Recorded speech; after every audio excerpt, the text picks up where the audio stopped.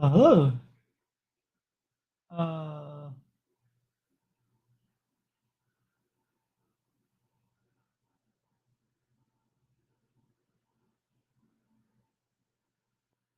no. Is this working?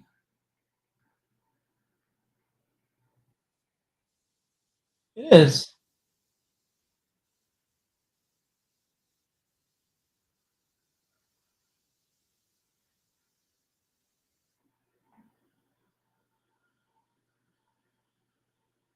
Still trying to figure stuff out.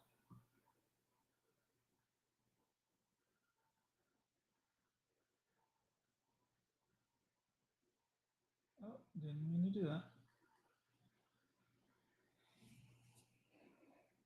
Ooh, that's really cool.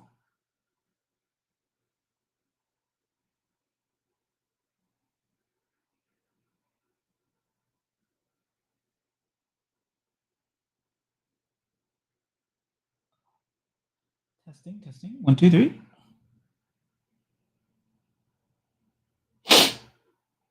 Hello, hello.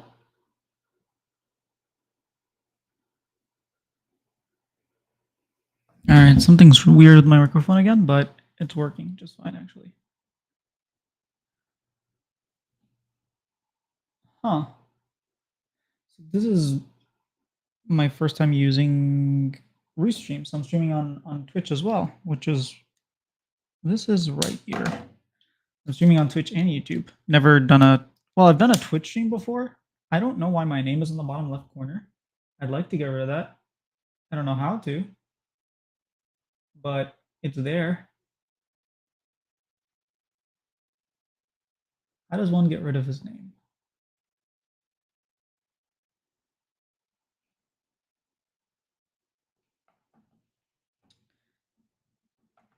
And this restream logo, I'm assuming just has to be there. Uh oh, maybe because I'm using the actual restream software instead of using what's it called? Instead of using OBS. I think that's why. I think maybe next time I can use OBS and then I won't have a problem with it. But this is like a little bit of a test. Oh, that's cool. You can see chat. And if I do this, you can't see it anymore.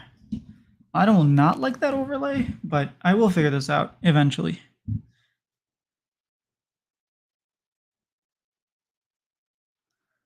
Huh.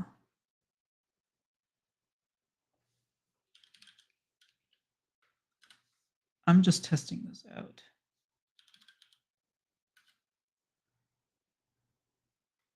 Interesting. So if I type here, if I type there, it's the same thing.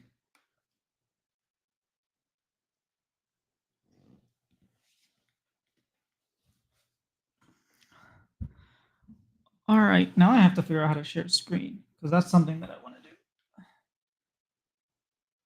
Boom, boom. I haven't watched this yet, but I know it came out. Um,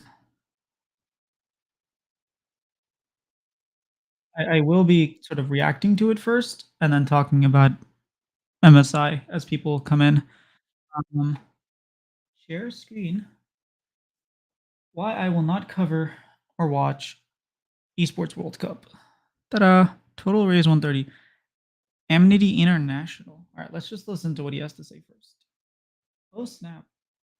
It puts me in the bottom corner as well. Esports World Cup is a big international esports event that is taking place in July of this year in Saudi Arabia. It's going to have esports titles from across the board, including League of Legends, and I actually expect to see major names I don't know if that you can you're actually very hear the familiar audio. with, major teams from all of the different regions competing in this event. I actually think it has the potential to have a prize pool even bigger than MSI or even Worlds for all I know, just based off of how much money they've said they're going to put into the pool for all of the esports. And yet, after this video, you will probably not hear any more coverage of this event from me other than perhaps a little bit of dispirited references to it on Hotline League. So why is this? Well, the Esports World Cup is actually backed by the Saudi Arabian government financially, and it is part of a huge effort by that government to make Saudi Arabia the capital of esports over the next 5 years. And while I would normally be very excited, especially during a time of esports winter, to hear about money coming into the space, it's a little different here because a lot of people believe that this is an act of sports washing. And if you're not familiar with the term, it's this concept that a government will use high-profile sporting events to distract from less wonderful things that might be going on, including, for instance, human rights abuses. Now, I'm not going to go into every single one of these instances here, and there's actually a really great video that Sideshow did, which I will recommend and we'll put up on screen. I watched that video. You should watch it. A lot it of time if you haven't. into what Saudi Arabia is doing here and a lot of the issues that they have. But I do want to highlight one thing really quickly, one instance of this, which really resonates with me as a terrible situation. And that's the assassination of a Saudi dissident journalist who worked for the Washington Post. This was back in 2019. He was murdered in the Saudi consulate in Turkey. And you can literally read a transcript of the whole torture and killing of this individual because unbeknownst to them, Turkey had actually had the consulate bugged during the whole thing. And it is crazy that I'm talking about this on this channel about esports coverage, but I guess that's where we have gotten to. I want to be especially clear here that I am not making this video because of any kind of hatred or distaste I have to any specific group of people or region of people, but entirely because I'm incredibly uncomfortable with esports deciding to partner with a government who has a terrible track record of human rights abuses. Now, inevitably with any kind of video like this, you will have people who either watch the video or in most cases I think don't watch the video and immediately go to Reddit or Twitter or the comments of this YouTube video and decry the abuses of the US or China or many other groups that are in some way connected to the sport. And yeah, that's a pretty good point that he makes. It's like you don't have to stand for every single thing or nothing. It's not all or nothing. Like you can say, "Hey, I'm not comfortable with this." That I know it's wrong as well, but you know, that makes me more uncomfortable, and that's okay. And to those people, I say, you're right. You are correct that many governments all over the world do fucked up shit. They have in the past and they will again. What's more, I've even attended DreamHack, which is owned by ESL Faceit Group, a company that was acquired by a group funded by the Saudi government back in 2022. And so to all of you, I profess now, yes, I am a hypocrite. But I'm not just a hypocrite on this issue. I believe in workers' rights, and yet I still shop on Amazon and stream on Twitch. I believe in protecting and preserving the environment, and yet I still use plastic straws, and I do not like predatory gaming systems, and yet I have spent money on TFT's gacha system to get Little Legends. During my grandparents' youth, they could go into the local grocery and they could buy a piece of fruit knowing that it probably came from a farm down the road and they were supporting their neighbor by doing so. Now, if I buy a banana at my local Ralph's, I may be complicit in supporting the seizure of land from locals by a multinational corporation who will exploit the population of Okay, that's going a little extreme with it, but I see where he's going. impoverished people while polluting the planet to ship an out-of-season fruit to me so I can buy it at a steep discount. The world today is gray and complicated. So should I just fucking give up? For me, the answer is no. Instead, for me, it's all about finding my own line in the sand and doing my best not to cross it. Last week, I was offered the chance to anonymously work on an EWC project. And many of you know that, for instance, this video will not be sponsored, and none of the other videos on this channel have not been sponsored for quite some time as a result of esports winter, but I did not even ask for the rate for the project before politely turning my friend down. And that's not some big act of bravery. I'm not trying to fall on a sword here and brag about how just I am. It's simply because, while I may attend the LCS on most weeks, it is not funded by the US government as a result of its desire to distract from things that it is doing across the world. And while if I had a sponsor, I'd be going to MSI in Chengdu, I do not believe that the entire point of that event is to get people to ignore what China is doing in the world. And when I attend DreamHack, it is 10 years after I originally attended DreamHack back in 2014 in Sweden, when it was a company that had existed for a very long time. And I do not believe that today those shows exist, as they are run in the US at least, for the purpose of making Saudi Arabia the capital of esports over the next 5 years. Much like the banana from my analogy, those things are tangentially connected to some pretty shady stuff, but they are not connected in the same way that the Esports World Cup is. And that is my line, and that is why I will not cross it. Now, setting aside my own personal decisions on this topic, I do want to speak as a fan and voice of this industry for the past 13 years and say that I am incredibly disappointed and disheartened. I've heard many people suggest that this is just where we are as an industry, that in order to survive, we must do this. And I'm not sure I entirely believe that, but even if it is true, I have to ask, like, do we deserve to exist then? If the only way for us to continue to do all of this is to partner with totalitarian regimes with a history of human rights abuse, what are we even doing here? I mean, when I signed up for all of this, I thought it was just going to be about video game competitions, and now I'm making this video talking about assassinations and terrible governments and the decisions they're making. It's just not what I had in mind when I got into all this a long time ago. That's very I've true. also heard that some organizations are justifying this by suggesting internally that they will be unable to sign top talent if they do not allow said talent to compete in these events. To which I say, hey, let the talent decide for themselves. That's their own decision, no matter how I feel about it. But just don't let them compete underneath your own brand. I mean, there's no reason to soil your organization's name by being associated with all of this, right? Especially if you aren't in agreement with it.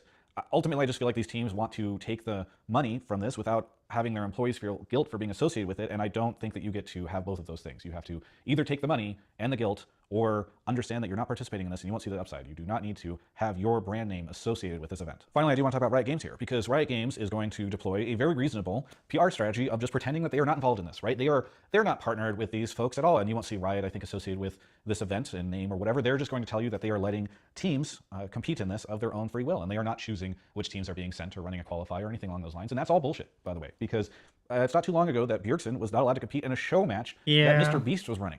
All right. And now we're going to finally get our international third party event when Saudi Arabia's government decides that they want to throw something like this. Like, it's so disingenuous. And for all of those of you that do not know, this is not something that this group can just decide to do. Riot actually requires that tournament organizers obtain a license from them, usually paid for. And so this is something that Riot has made the decision to allow.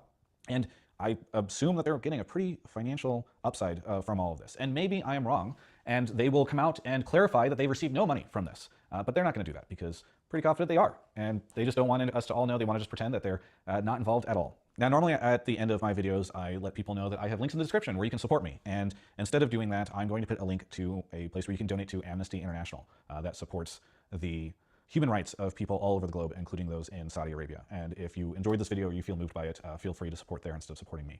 And I'll take all the proceeds from this video and donate it to Amnesty International, the small amount that Google AdSense is on these YouTube videos. So I understand that this will probably get me some people who will unsubscribe from the channel or whatever, but ultimately, I'm sorry, we're just not going to talk about this topic going forward, and I'm disappointed to see the people that are participating in it, and I just don't want to be associated with it. Well, that ending, I don't necessarily agree with, where it's like, I actually thought this was a very, very reasonable take. It was very well defined. It was very he did a very good job at, like, explaining his line in the sand. And I've talked about this before, but I think that's what matters. It's like, look, it doesn't necessarily matter which side you're on. What does matter is that you have some sort of moral compass and you say, this is my line. And if this isn't your like if your line is all the way over here and you don't mind doing that, that's one thing. And if your line is behind, like Travis, and you don't want to do that, that's another thing. That like either way, I think what really matters is finding that line. A line that is not moved by money, a line that is exclusively moved by how you actually believe what you actually believe in. Um and hey, like that's his line and I respect that. Now, would I not associate with someone who's doing it or takes money from it? I mean, it depends. Depends on if the line isn't like okay, if someone says, "Hey, I would never do this. This is horrible," and then goes and does it as soon as they see a nice wad of cash, that's one thing. Maybe then I'd even then maybe I wouldn't disassociate with that person, not want to be associated because at the end of the day, people do messed up stuff, and you kind of have to. Yeah, I mean, to each their own. I guess those are my comments on that. I will say it's a pretty good video. I think he did a pretty good job explaining what he was thinking, how he was thinking, why he was thinking what he was thinking, and his like talked a little bit about Riot and the fact that he just doesn't want to talk about it again. So I respect it. I respect the video. Um, before that whole thing, I will be doing MSI. I'm super excited for it. I did not expect to be doing MSI. I honestly okay, let me look at the dates here. Let me pull out the receipts for y'all. LCS. Okay. No, I can't. My headphones died. I know. My computer's gonna go crazy. It's like, how could you? How could you let me die? Uh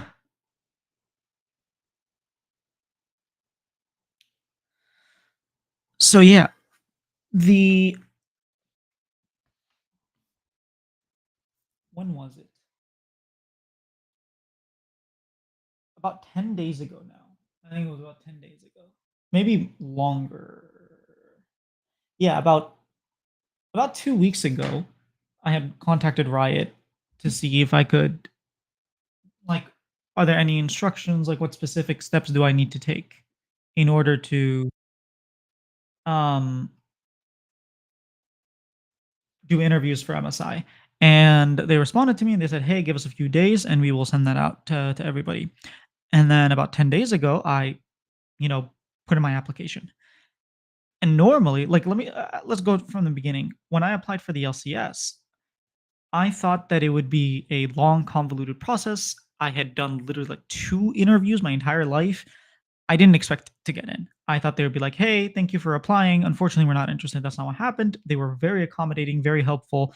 I also reached out to other interviewers, and they helped me a lot getting my footing in and whatnot. So it was a very positive experience. Now, I did 4 weeks of LCS. I didn't do any playoffs. I didn't do week 5. I didn't do week 6. So I did 4 weeks of interviews. Now I still did more interviews than everyone else, just because of the sheer number of interviews that I did. But at the end of the day, it was 4 weeks, right? There's only so much you can do in 4 weeks.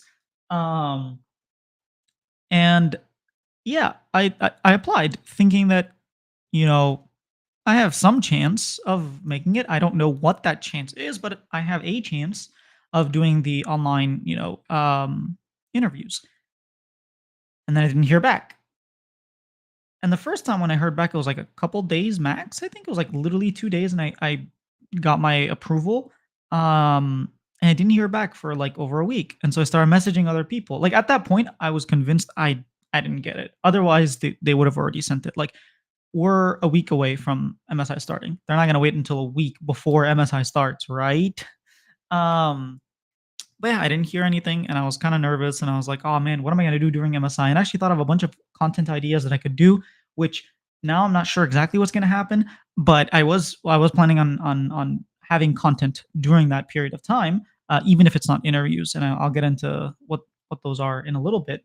But yeah, I was just nervous, and I kind of accepted the fact that hey, I'm not accepted. Let me message some other people who are accepted and see maybe we can do some cool like collabs or something. So I messaged a couple of interviewers that did get accepted, and they were like, or that were applying as well. I asked them, "Hey, did you apply? Hey, did you apply?" And they're like, yeah, but we haven't heard back yet either." So I was like, "Oh, okay, maybe no one's heard back." And lo and behold, the next day, I got my approval kit, and then I messaged them both. I'm like, "Oh my god, I got in!" And then this was yesterday, and they were both like, "Yep, we got in." So that's cool. My plan initially, it has changed. It's has changed multiple times. So if I did get accepted, I wanted to do interviews with every single team. Maybe not the Spanish like Estral team if they're playing, just because besides Jose Diodo, like I don't know, but the other teams, like I'm aware of their players, I'm aware of who they are. I've probably watched like a couple games of LLA.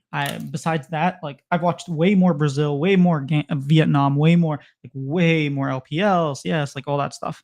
Um, and CBLOL I've watched obviously. So I'm not sure if I'll do LLA, but I'll try to get at least one interview with them.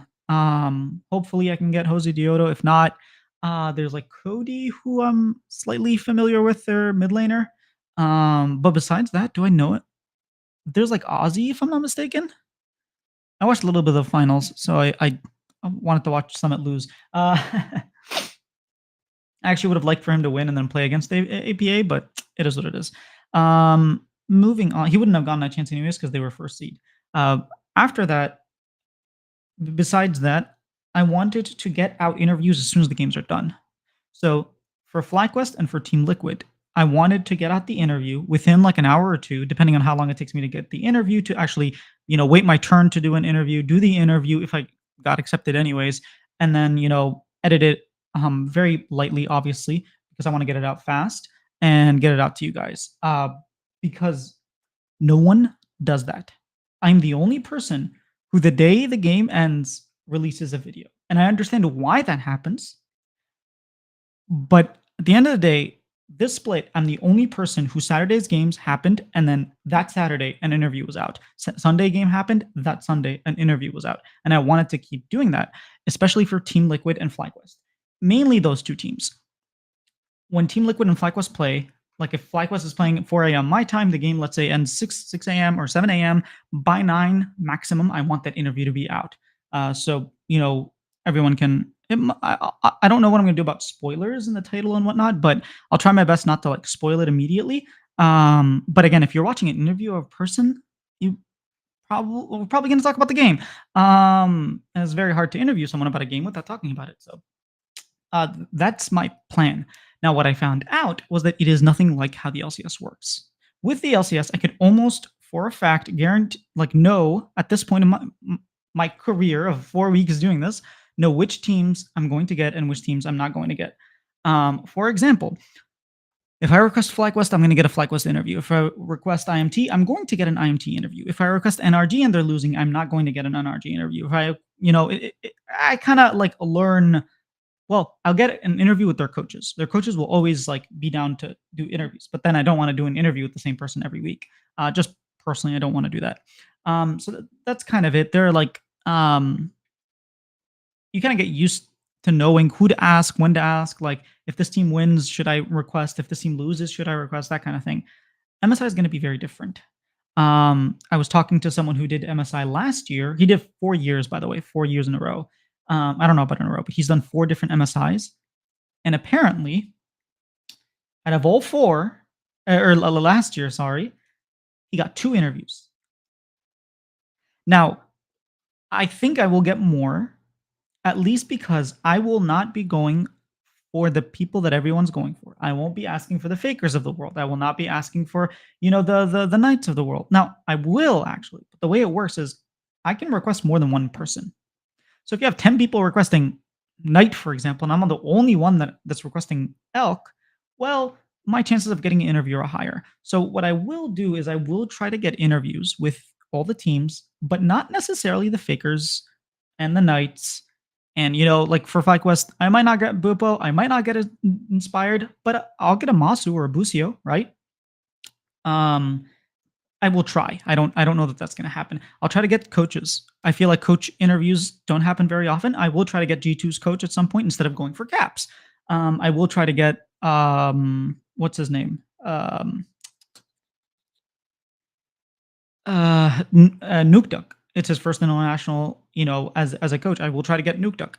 My chances of getting Nuke Duck versus like Bupo, I think, are very, very high, a lot higher. So that's one thing that I want to do. So I want to get out the interviews as soon as they're done, at least for FlyQuest and Team Liquid, and then the other interviews I will kind of spread them out if I have any.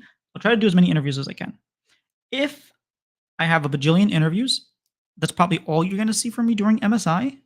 Um, if I don't have a bajillion interviews and I have like, let's say 3 interviews a week, the rest of the days I will try to do some sort of content, whether it's, well, I'm still going to try to stream twice a week talking about the games and whatnot. But I will try to make like edited videos, of, the teams, maybe like storyline kind of things. So let's say week one finishes, or let's say, the play-ins finish. I'm gonna have like a little mini movie of the play-ins. What happened during the play-ins? Who won? Like storylines. Put in like little clips and highlights, and interviews sections, players talking about the stuff, that kind of thing. So yeah, that kind of depends on how many interviews I get. So it's really hard to have like a plan, but what I am doing is I'm having multiple plans, right? And each one can sort of be a backup to the next one. MSI schedule is going to be tough personally because, like I said, games start at 4 a.m. and it's 19 days long. Do I really want to wake up 4 a.m.? I will try. I'll try to get as much content out as possible because that is what I would like to do. Well, that's what I would like to have. If I was watching MSI, I would love after every game to have some sort of interview with someone.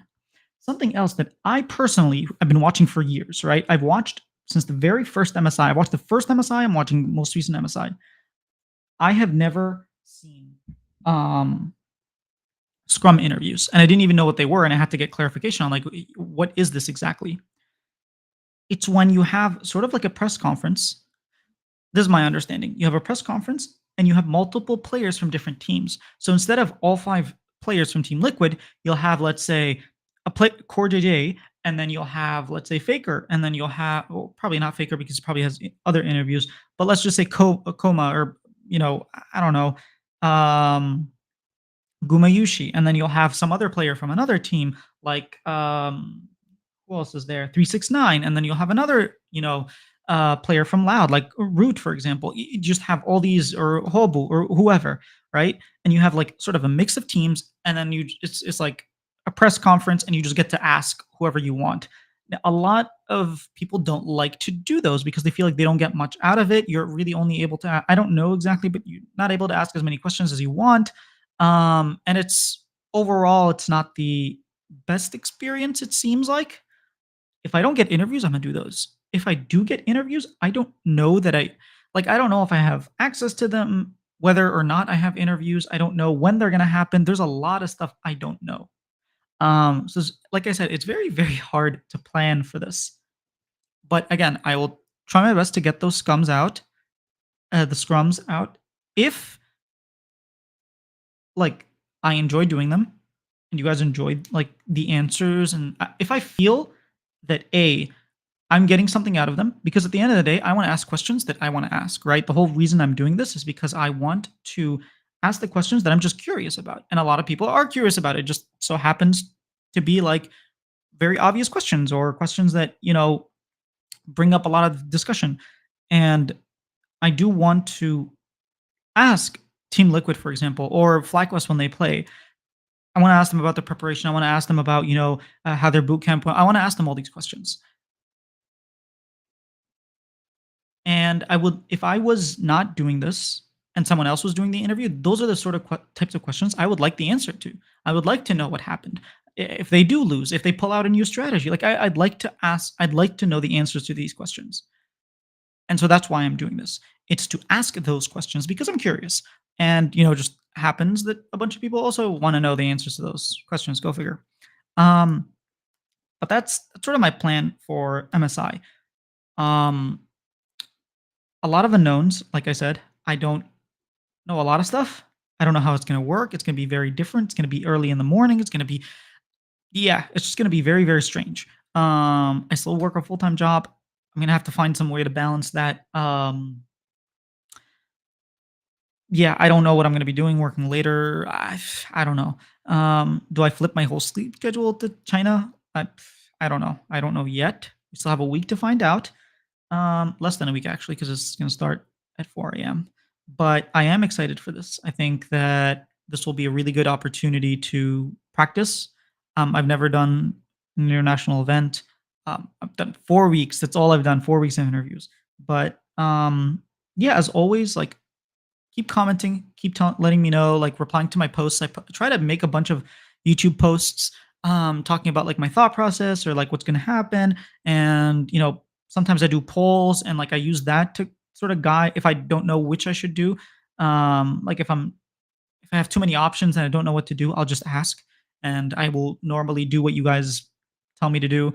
Um, because at the end of the day, like we're all in it together. We're all just fans of the league. We're all fans of League of Legends, professional League of Legends, and we just want to see the game, and we want cool content, and that's what I want to do. I want to make the best content I can, and a lot of it comes from like if you guys enjoy it, then it's good content. If you guys don't enjoy it, then it's not good content. That's sort of like a motto that I have. If people aren't watching it, then it sucks. If people are watching it, then I did something right. Um,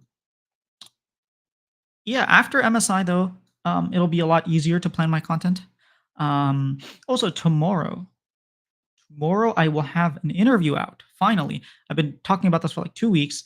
A bunch of rescheduling, but tomorrow there will be a long form interview. I know. I had this is actually one of the things where I asked, like, what would you guys like to see? And, I saw a sentiment of like, hey, long form interviews are something that we want to see. And so I went, I did one, or I think I did two long form interviews. And then I traveled, so I wasn't able to do more. I wanted to do them before I came back before MSI. I wasn't able to, but tomorrow there will be a long form interview. And then hopefully before MSI, I will have that other long form interview with the C9 coach, but we shall see. Um, I had a Chovy video, like sort of hype video that I posted yesterday, and then maybe 2 days ago or 3 days ago. I don't remember anymore. One for FlyQuest. I really like both of them. Let me know what you think. If you watch it and you enjoy it, let me know the things that you liked, things you didn't like. Let me know. I will fix that. A big part of my improvement was actually people just like on the Discord, whether it's LCS Discord, on my comments saying, "Hey, you know, I find it jarring how many times you say thank you." And so I started not saying thank you as much. I find it jarring how many times like you do how many times I say like when I like that. Um I do that a lot, so I try to improve on that. There's just a bunch of stuff. How close I was to the mic, what else? I don't remember now, but there's been a lot of feedback that I've taken and has helped improve what I'm doing. So don't hesitate to like comment and let me know what you liked so I can do more of it, what you didn't like so I can stop doing that. I'm a novice. I don't expect my stuff to be great. My stuff is improving. And I think if you look at my very first, videos versus the videos I'm making now, you could tell that they're a lot better. Not just by the fact that they're better quality, but the fact that they have more views, which means I did something better in the later videos than the earlier videos. Um, yeah, I will keep trying to improve. Post MSI, I will try to get more interviews, like pre-split interviews. Oh wait, I might have interviews come out May 6th. I don't know how that's gonna work yet, but there's supposed to be an asset day. I signed up for that. I have no idea what that's like is, what's going on, what we're gonna be doing. No idea. Very first asset day, didn't do the LCS asset day. I have zero idea. Yeah, I probably should message Riot and try to understand. Um, Good thing I'm talking about this because I kind of forgot about that. But yeah, so maybe actually third Tuesday there'll be some MSI content, interviews with players, or I don't know what's gonna happen. Friday, but definitely Thursday or Wednesday when the game's played, I will be requesting FlyQuest players. I will be requesting PSG players. Who else is playing? Let me check. LOL Esports. LOLesports.com. MSI. Where's MSI? Schedule. MSI. All right. Oh, T1. I will try to get T1, and I will try to get Astral Esports. Like I said, I'll try to get like Jose and Thursday from Loud. Probably Hobu and maybe Chinos. Maybe Root. I don't know. Top Esports. Elkin on. I'll try to get one or the other. Gam Sports. Not entirely sure. Fnatic. Maybe Askarinen or Yike. Not sure. Honestly, I I don't know yet. I haven't decided, but that's another thing. If you have a specific player that you want me to interview, let me know, and I will try to interview that person. Um, I besides FlyQuest, I don't think I have anyone that I'm like too passionate about. Um, yeah, I don't think I have anyone that I'm like extremely passionate about interviewing. I'd love to interview Faker, don't get me wrong. I'd love to interview 369. I'd love to interview like Jackie Love, Knight. I'd literally love if I could have an interview with every single one of these um, players. But at the end of the day, what I learned is that there are a plethora of interviewers at these type of events, and it becomes extremely difficult to get an interview. It just becomes like way harder than the LCS. Um, Even the split LCS, it wasn't like a guarantee. And from what I've heard, like compared to last year, for example, there are way more interviewers this split than last split. And I can see it from just the interviews that are coming out. I think there's just been more people doing them. Um, so yeah, there's a lot going on, and hopefully I get interviews. I'm really praying. Like my strategy, like I said, is I'm not gonna ask for the big names. It's my first international event. If I get like the fifth most popular player on each team, I'm okay with that. I'm okay with that. Again, it's just about practice, improvement, and asking the questions that I want to ask. And I'm curious, like, how on earth was Gam able to prepare for Fnatic? Um, and yeah, just go from there. Um, those are my plans for MSI. Post MSI, like I said, I'll try to get more long form interviews. I don't know who that is. Someone's calling me. More long form interviews and just you know do the same thing that I've been doing. You know, content teasers and my shorts page is usually pretty lively. I try to do 1 to 2 shorts a day, sometimes 3, sometimes less. Like it really depends, but I do try to make content every single day. Ooh, I would love that, like an owner interview or something. Yeah, Copy Pasta, welcome. I would like to do an owner interview. I just think he's one of the more popular ones. So it might be hard. That sounds ambitious. Yeah, it is ambitious, but uh, I don't know. It's exciting. I never thought that I'd like when I first applied for the LCS. I didn't think I would get accepted to the LCS. I did when I applied to MSI. actually was convinced that I didn't get accepted, and I was accepted to do it. So it's really cool. I'm pretty excited for this. It's different for sure, but yeah, it'll be an experience. I expect the same kind of like thing is going to happen where the first couple days are going to be pretty bad. I might even like mess up some recordings or whatnot, and then afterwards it'll start getting better. Um, yeah, it'd be really cool to have like a finals interview. I don't think I will get one, but post finals, like if I think actually final one-on-one interviews are in person only, and I can only be part of the press conference, which I will be, hopefully. I don't know the future, but I will try my best to be there for every single interview. Um, yeah, it'd be really, like I said, it'll be really cool if I could get like 4, maybe 8 interviews on Wednesday and Thursday. So like one with each team. That would be ideal. And then I just have a bunch of interviews with every single team. I don't think that's gonna happen. If I can get 3, I'll be very happy. Um, yeah, hopefully FlyQuest, Loud maybe, and I don't know, one other team. Doesn't matter. Um, and then just prepare for the summer split. Summer split's gonna be cool. I have a lot of like ideas besides interviews that I'm gonna be doing. Aw, thank you. Oh, let me respond. 1 second here.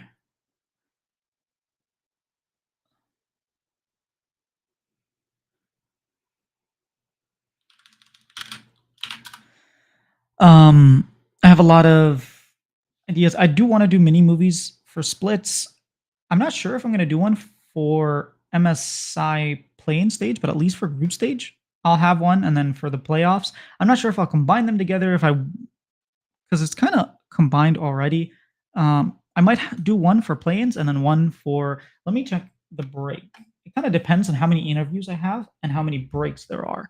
But we were playing Wednesday, Thursday, Friday, Saturday, Sunday, and then we have a break on Monday. Then we're going back Tuesday, Wednesday, Thursday, Friday, Saturday, Sunday, and then we're breaking Monday again, and then Tuesday, Wednesday, Thursday, Friday, Saturday, Sunday. So it's 3 weeks of nonstop play. This Monday is the only day off. So I guess in that day, in that break day, I don't know. It really depends on how many interviews I get.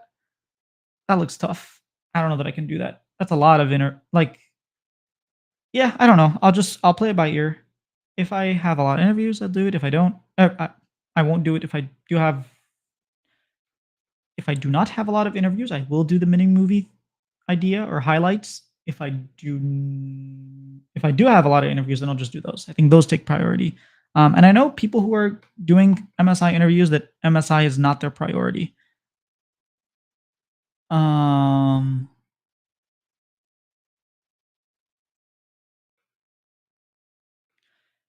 yeah, like life happens, and there's other events that go on around this time. So I can see why you wouldn't want that, but yeah, I did want to talk about LPL a little bit. They're moving to best of threes. Like triple, double. It's confusing. It's like a triple round robin kind of to get into, but it's fearless draft. Let me just pull this up. It is.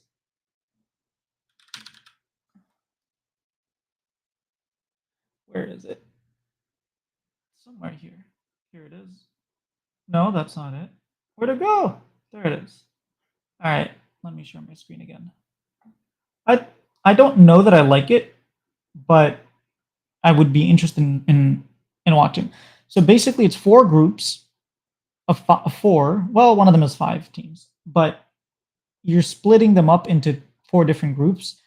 One thing that LPL has, think of like the NFL format where teams have their own stadiums, like basketball, things like that. You have your own stadium. So teams that have their own stadiums will be in different groups. So teams with home court will be in different groups. That way you're traveling less. It just makes it easier on the players. Now, the big thing is these will all be fearless draft. And I'm assuming it will be the regular fearless, which is like if you win with a team comp, all 5 of those champions are banned for you. But the other team can still pick those champions.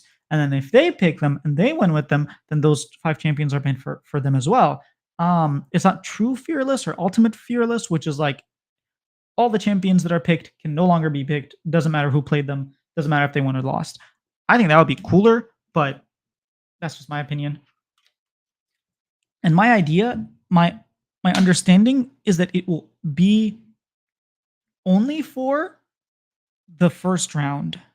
Yeah, regular draft. Okay. So there'll be like 3 rounds before going to playoffs. Kind of like what LEC last year had, where it had 2 rounds and then playoffs. They'll have 3 rounds. They'll have a round robin between the 4 groups. The top 2 teams all qualify into the winners bracket, except for the group with 5, because LPL has 17 teams. That one will send 3 teams, and the bottom 2 teams will all go into a lower bracket. Lower bracket will have a single best of 3 round robin, a single round robin best of 3 with regular draft. No more slightly less scared draft. Yeah, slightly less scared draft. Ultimate fearless. Oh, I like that. I'm gonna start using it. Congrasta. You have fearless draft and slightly less scared draft. Yeah, but the winners will be fighting to see who qualifies for playoffs. So this is like what qualifies you into playoffs. The winner bracket can immediately qualify. The losers bracket cannot qualify. The losers bracket has to go to round 3 and then try to qualify. So the first round robin, like the first round, doesn't actually have any elimination. It just disseminates your winners bracket, 9 teams, your losers bracket, 8 teams. The winners bracket, the top 7 all qualify. So you just have to be top 7. The bottom 2 will then go to round 3. The lower bracket, the top 4 will go to round 3, and then the bottom 4 are eliminated. So this is where elimination comes in. That leaves you with 4 teams from the lower bracket and 2 teams from the upper bracket. So 6 teams are going to be playing for 3 spots. You're going to have the, sort of like first versus last kind of thing. So the number 8 from here, right, is going to play number 4 from here. Number 9 from here is going to play number 3 from here, and then 1 and 2 from here are going to play against each other. So you really want to be like top 2 here, so that you don't have to play one of the upper bracket teams, because that could be like an FPX, that could be an NIP, that could be like a WE, like really strong teams. LPL is like stacked this year, so you really don't want to be. You'd much rather play like an OMG over like an NIP or FPX or something like that. I guess NIP did finish further on, but yeah, an LNG. And then you have that way you will have all 10 teams that qualify. Now, all of this just eliminates 7 teams, which is kind of how their playoffs has always worked. And then the playoffs will work how they work, where you just have like a bunch of rounds and then only top 4 get double elim. I don't know how this is going to work out. I'm excited to watch it. But the fact that round 1 and round 2 kind of make it so that round 1 doesn't matter too much in terms of like viewer experience, because the teams that played will still play, right? Now, what it will be nice is like if you don't care about the bottom teams, like if you don't care about an Ultra Prime if they're not winning, or an LGD or like an EDG, for example, you don't actually have to watch these lower bracket teams play, because it's like bad teams are going to be playing the bad teams. And you can get a lot of bangers. You can get a top esports versus a BLG again, and you can get some really cool matchups. BLG versus NIP. Like we'll get some cool matchups. So I do think in round 2 it's kind of nice. But yeah, I don't know. This like specifically round 1 seems kind of strange. Always interesting to see new formats, but to be totally honest, I prefer just regular old round robin law. Yeah, I want to say I agree with you, but like I want to keep an open mind and say let me try it before making that decision. But my initial like inclination is same as you, copy pasta. I was like, yeah, I don't know that I like this. It just seems like you have a double round robin best of 3 fearless that I don't know that I really care about all these group stages. Um yeah, I don't know. I guess at the end of the day, you could have a top team still go into the lower bracket, because if 3 of the 4 best teams are here, then they're gonna go to lower bracket. I'm not sure. I have to see it play out. I know that in the past they used to have the system, and I will say I liked the single round robin more than this sort of grouping from the past, but there is slight difference with Fearless Draft, and maybe the teams that are in are gonna be different, I'm not sure. I know some people don't like certain things about round robin, like having bottom of the table matchups, having people get mathematically eliminated, winning without playoffs. Yeah, I think that's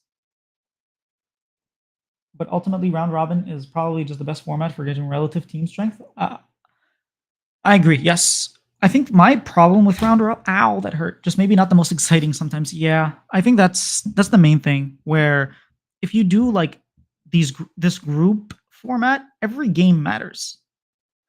Um, Especially like how we had in Worlds where you had the Swiss matchup where every game mattered. You were never playing a game where you're already eliminated, which was really cool. But I think the nice thing about round robin is you do get these bottom matchups where you can have upsets. It doesn't normally happen. Like IMT beat C9 twice.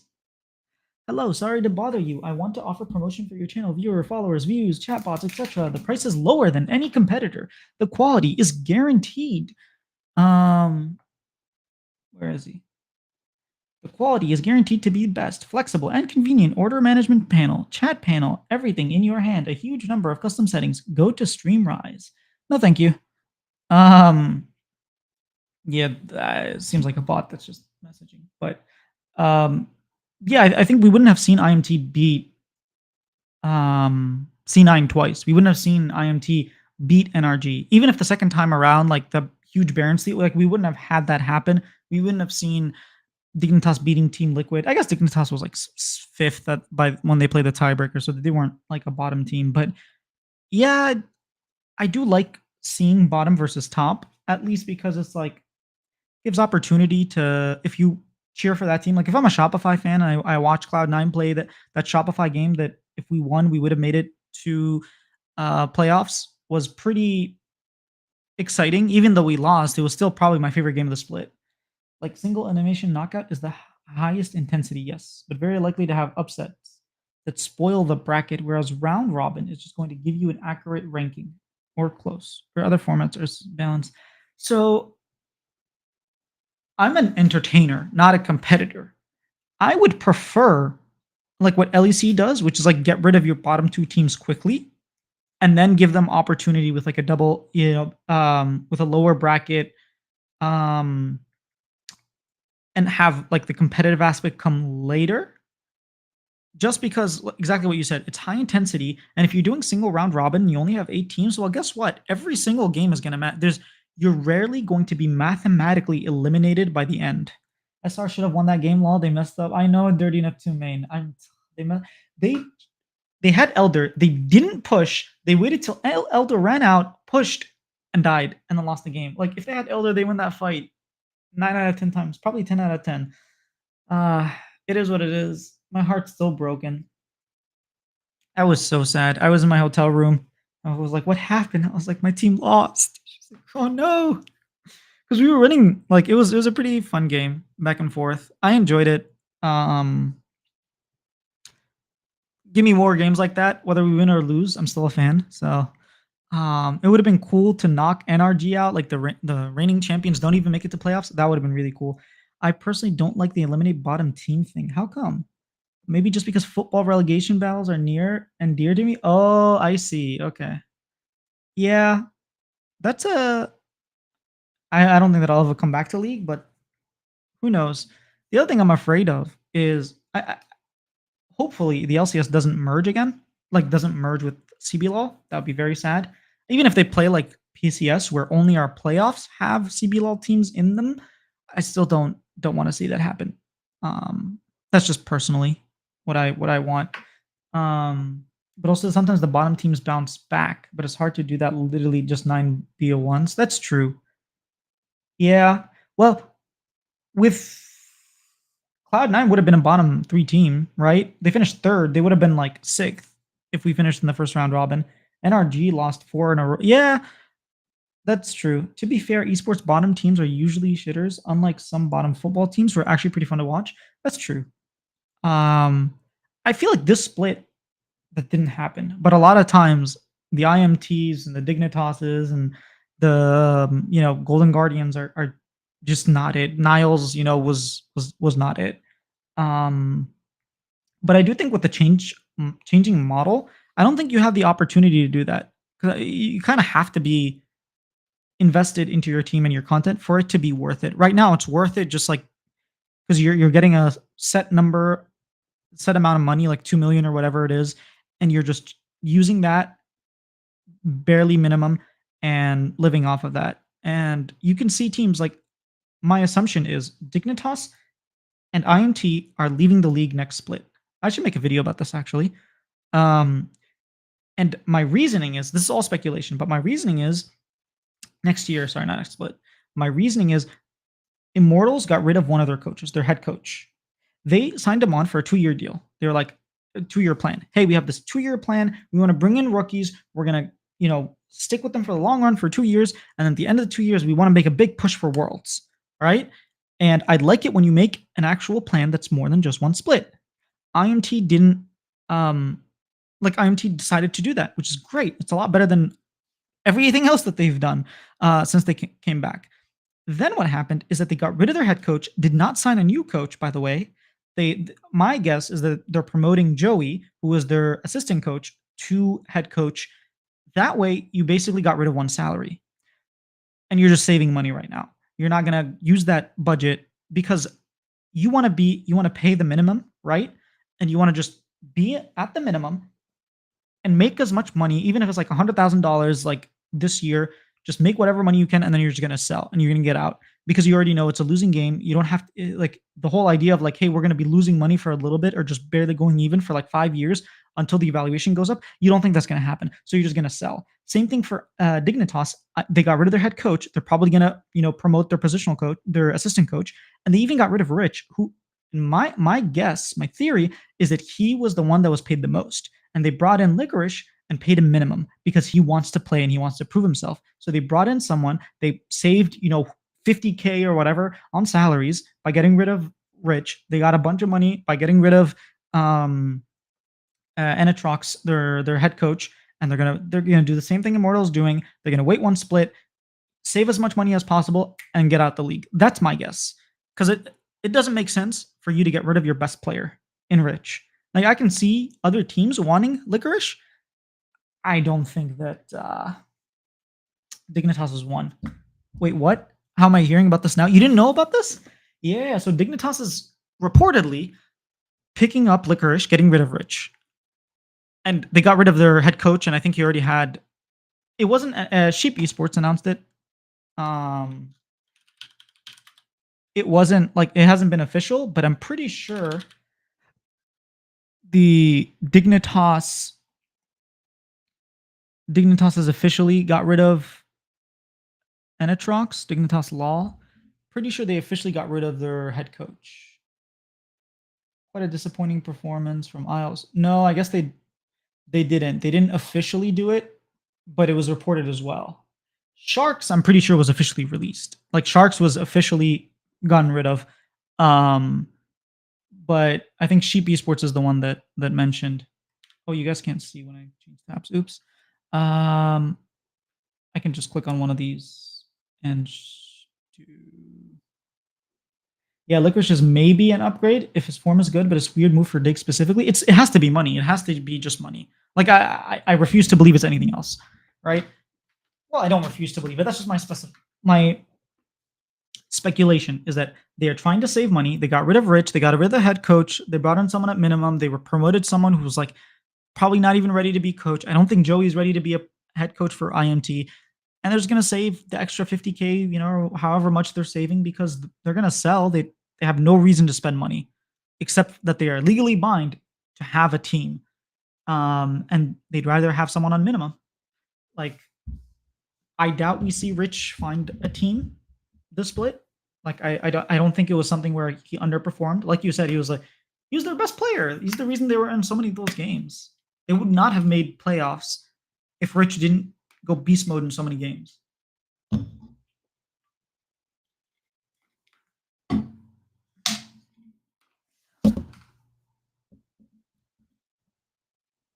Yeah, I think I will make a video on that actually.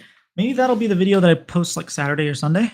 Because I have that interview coming out tomorrow with Mazel, the LPL caster, and then maybe Friday or Saturday I'll make that video, and then Sunday hopefully I'll have the Vigar V2 video. I need to message him actually. Where is he?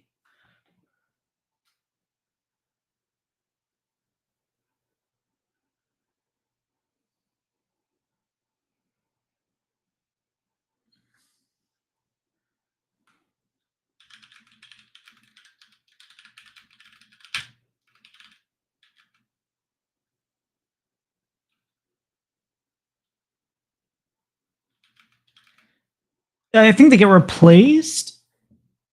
Do you think LCS just goes down to 6 teams or they get replaced?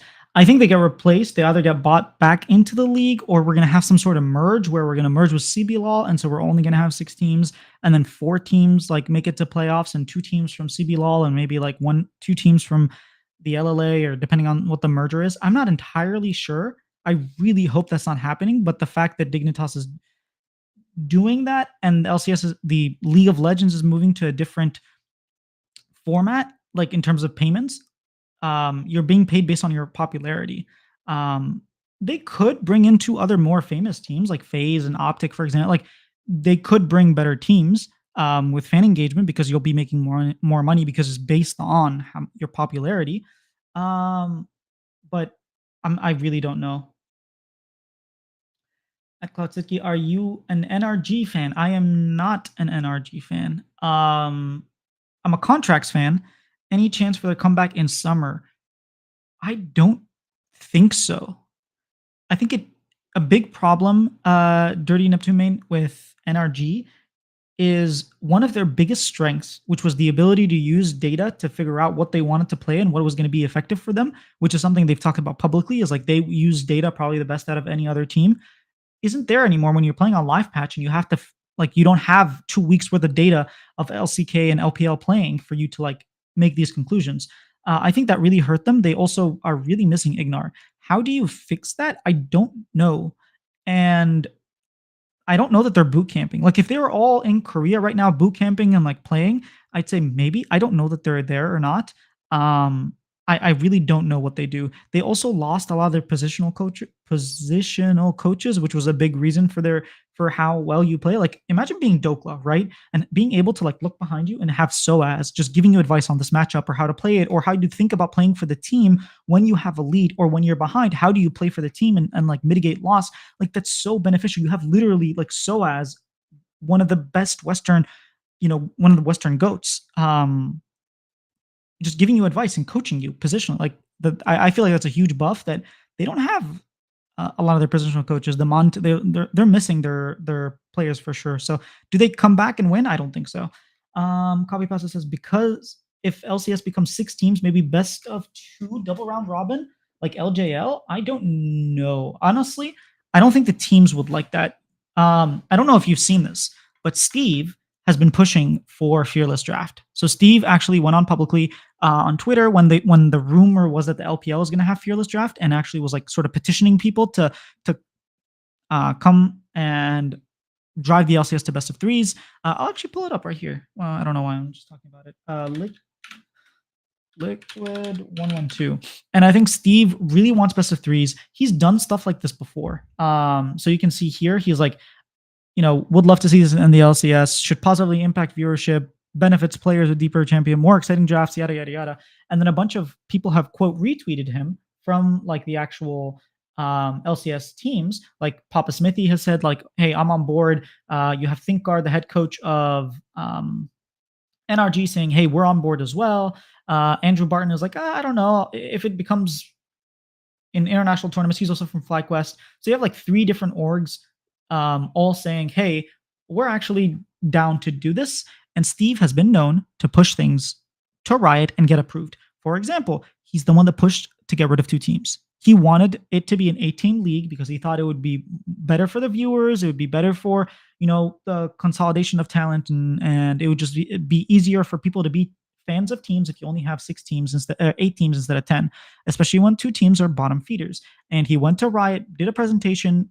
There was a vote. Don't get me wrong, but at the end of the day, Steve is heavily involved in things like this. So if he wants to see fearless best of threes, I think chances are next year we don't go to best of two. We stick with best of three. Even if we do fearless, double round robin, single round robin. I'm not sure if we move down to 6 teams. I think it's reasonable to do double round robin. I just don't think Steve and the ownership to be would want it to happen that way, where it goes to best of twos. I don't think Steve is of that opinion. Didn't they also cut down their coaching staff after they won? Yes, copy pasta. NRG got rid of a bunch of their coaching staff. Oh, I really don't want Fearless in tier one, to be honest. It makes draft maybe more exciting, but it kind of makes drafting more shallow. I think more prep, but spread thinner. I agree. I think it's different. I would like the only way I would be okay with it if it's in the regular season and not playoffs. Because one thing that I really enjoy, it's good in tier two since it's more of a proving grounds for new players and force them to have larger champion pools. Agreed. Actually, no. I think it's probably better in tier one than tier two. I think in tier two, you want to specialize. You want to be really good at your Oriana, really good at your Azir, so that you can like know your matchups and be very solid in these matchups. And then you can in tier one, then you have to start opening and expanding more because now you can get target banned. That's just how I think about it. I can see how it's like you want to be proficient on a lot of different things, but I think going into tier one, you want to be proficient on just enough so that you can survive and then improve.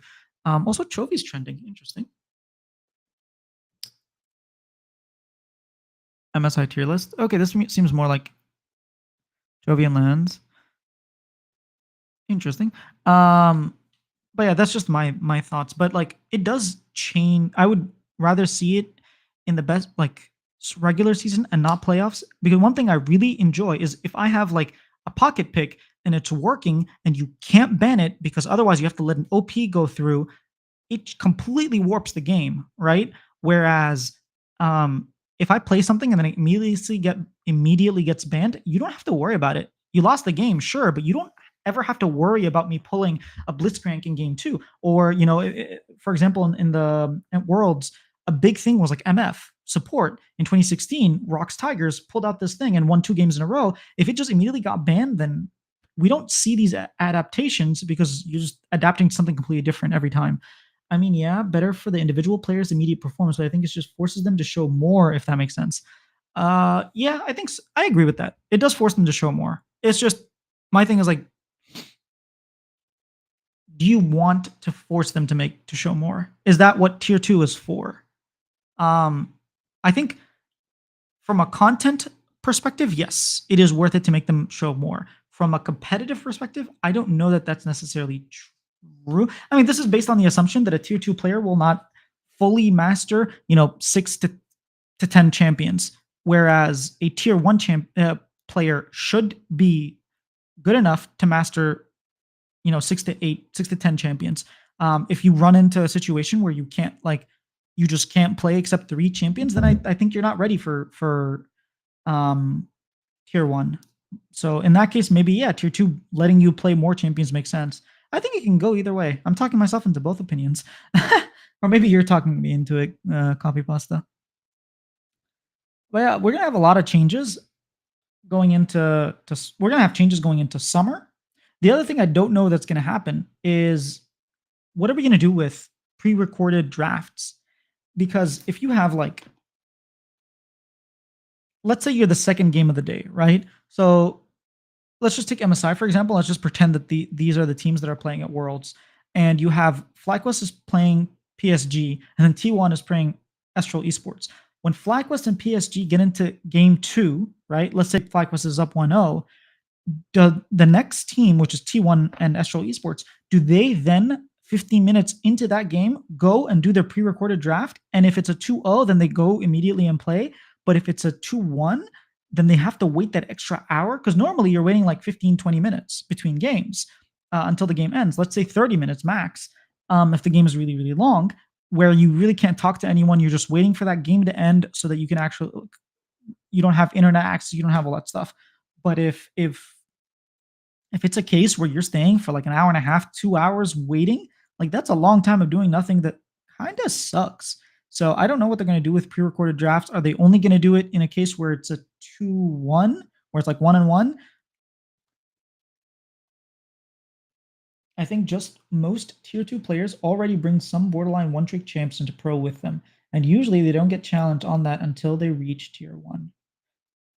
Yeah, I mean, it does I agree with that. It does force them to show more. So maybe it's better to force them to become more competent on a wider range of picks before then. So that's true with Ultimate Fearless. It's not true with slightly less scared drafts, because the way it works is if we're playing a matchup, if I lose both games, I can still play Oriana, right? If it's a best of 3 and I lose game 1 on Ori, I can play Ori game 2, or I can play whatever you played in the best of 3. So it doesn't really show itself in best of 3s, because if we play Ori Azir, right? I lose the Ori matchup. Next game, I'm just gonna pick Azir. You're gonna pick Oriana. Let's say I win the Azir matchup, then I just have one more thing, Talia. Three champions is like, it doesn't necessarily force them to do that much more. In best of 3s and best of 5s, it does make a difference. And in best of 3, it will make a difference if all 10 champions are banned. That will definitely make a big difference. So it's maybe better to force them to be more competent on a wider range of picks. Then also it makes tier 2 more exciting to watch. Like you said, yes. Um, it is pretty exciting to see that. I didn't watch too much tier 2, but when I did, it was nice to know that like it's not going to be a repeat. But it, like I said, it did matter a lot more in best of 5s. In best of 3s, it didn't really like show its head too much, because there's sort of this handshake where you're going to play Azir, I'm going to play Oriana. Next game, we're going to flip that around, because you can't play Azir, but I can. And I mean, obviously, I can play Oriana again. You can play Ori. So that, I think that's, I would agree with you more if it was Ultimate Fearless, but it's slightly less fearless or slightly less scared. So Mark said that on the last hill, Hotline League, that in best of 3's Ultimate is kind of needed for it to be meaningful. Yes, agreed. But in best of 5, Ultimate feels oppressive. Yes. The point that Game 5 is just a clown show. Well, that's why I think you do Ultimate for best of 3's, and then you don't do anything for best of 5's. Like best of 5's just goes back to regular. You have your own meta. So playoffs is by itself, and then the regular season is Ultimate. That's what I would like to see. That's the most I'll give it. Because yeah, you have literally 40 champions that have been banned. Now, again, you still have a lot of champions, because think about it. You only have like what, 2, 4, 6, 8 mid laners that were banned. That's not that many anymore. Like I could name 8 mid laners that you could play right now. You have Aurelion Sol, you have Talia, Azir, Ryze got buffed, Oriana. That's 5. What other control mages? You have Victor. Once you start going down, you have Vigar, who's been played. You have Ari. That's 8. Now all of a sudden you have to pick between Annie and Karma. Like I don't know. I think you can easily find 10, but it's like fitting the team comp and stuff like that. Like if it's a flex pick, then flex picks become very difficult, because if your top laner and your mid laner can both play the same champion, well, guess what? Only one of you gets to play it, and you can't really flex it the next game around and kind of trick them into getting a better matchup. It's complicated. I think there's a lot of pros and cons, and I do like what LPL did and what I guess the LDL and what NACL is doing, where they're experimenting on their tier 2, and then once they like work out the kinks, then they bring it to tier 1. I think that's cool that they didn't just bring it to tier 1. Oh, I had this shared the entire time. Ta-da! I'm back. Oh, yeah, it's cool streaming on Twitch. I've never streamed on my account before. First time chat. How do I ban someone? I have no idea how to mod on my own Twitch. Well, it is what it is. Shield mode. Anyways. Yeah, those are my thoughts on the LCS and moving different formats. Was there something else I wanted to talk about? I think so. Let me check my notes. Rumor about third international tournament. Yes. Next year. Oh, that actually brings up even more changes, because next year, chances are we're going to have LSC format is spreading. Yeah, we're gonna have 3 splits most likely for all the 4 major regions. Hopefully, the format itself is different. I'm okay with 3 splits, just the way you do it. I wouldn't like it like, here's the thing.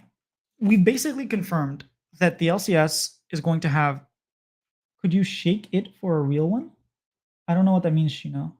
Could you shake it for a real one? Oh, come on. You want me to Okay, now I understand. No, I can't shake it. Um, yeah, I think that the LCS won't be doing the whole LEC necessarily format. It'll be 3 splits, kinda like what OGN in the past used to have. They used to have, like, winter, spring, and summer, but it was actually in the winter. It wasn't like this weird LEC format. Um, but I do think that the format's gonna be different. It would suck for best of 3 to go away so soon. I think it'll be best of 3s, at least yeah, you're right. I don't think it'll go away. I think they'll find a way to keep best of 3s. We might have some best of 1s, but I don't know. I'll have to wait for that time to come. But the fact that the 3rd international tournament is happening is gonna change a lot.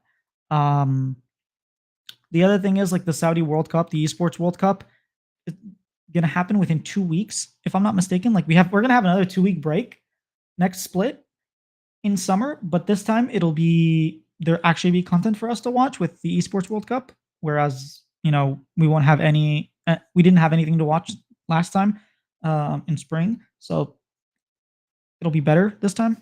Um, but the sucky thing about LEC, which I think I'm gonna have to start doing this, um, maybe next year, I don't know, but if we do move to a 3 split format, chances are 2 of the 3 finals are going to be in studio, in Riot Games Studio in LA. Like, we're not going anywhere. There's no traveling, which is one of the things I really like about LCS finals. The finals is that it's a big event. You go, for 2 days, you meet all the teams, players, you find new player, like you go to the stadium, all that hype. That's not going to happen anymore. And so I think what David Shaynock was doing is he's in New York City. He's doing a lot of watch parties. He's like getting a bar or like a sports bar or something restaurant and having them play the games and then having like a little area for them and they get to watch there. So I might join him. Honestly, I might just go to New York for a couple for that weekend. For one of those weekends, just learn the ropes a little bit for like spring or winter or whatever they're gonna do first, and then try to do one in Maryland. I live in Maryland, so I would like to do watch parties in Maryland for finals.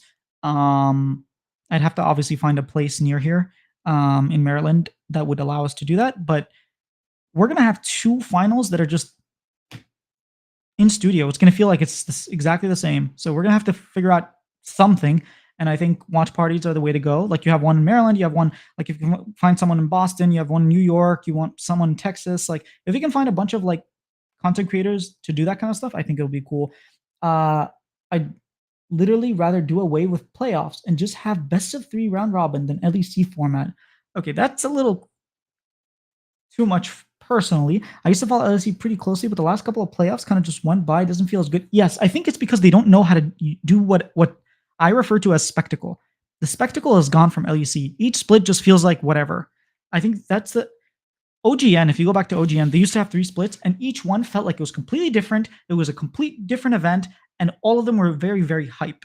And I really hope that LCS learns from LEC, makes each one exciting. Like, you imagine going to 3 different parts of the US. You go to like the Midwest, you have one near LA, and then you have one in like I don't know, Texas, and then you have one in New York. That would be really cool. That's G2 boot camp now. Yeah, that's true. It's like a one player region. It's just Caps and then everyone else. It's just G2 and then the rest are just whatever. But there's so much opportunity to be like, hey, in the winter we're gonna be in this region, and like normally we hang around here. I just think it'll be there's so much opportunity to not even geolocalize, but have different themes and different brandings. Maybe don't call them like winter, summer, and spring split. Give them completely different names. Give them like the Demacian split, the Ionian split, and the Shuriman split. Have like different themes and events going on at that time. Have different like promos. Have different just make it a spectacle. Make it like big events. I don't know if you play video games where like events are a part of the game, where like they have these huge like 3 months long event or a month long event.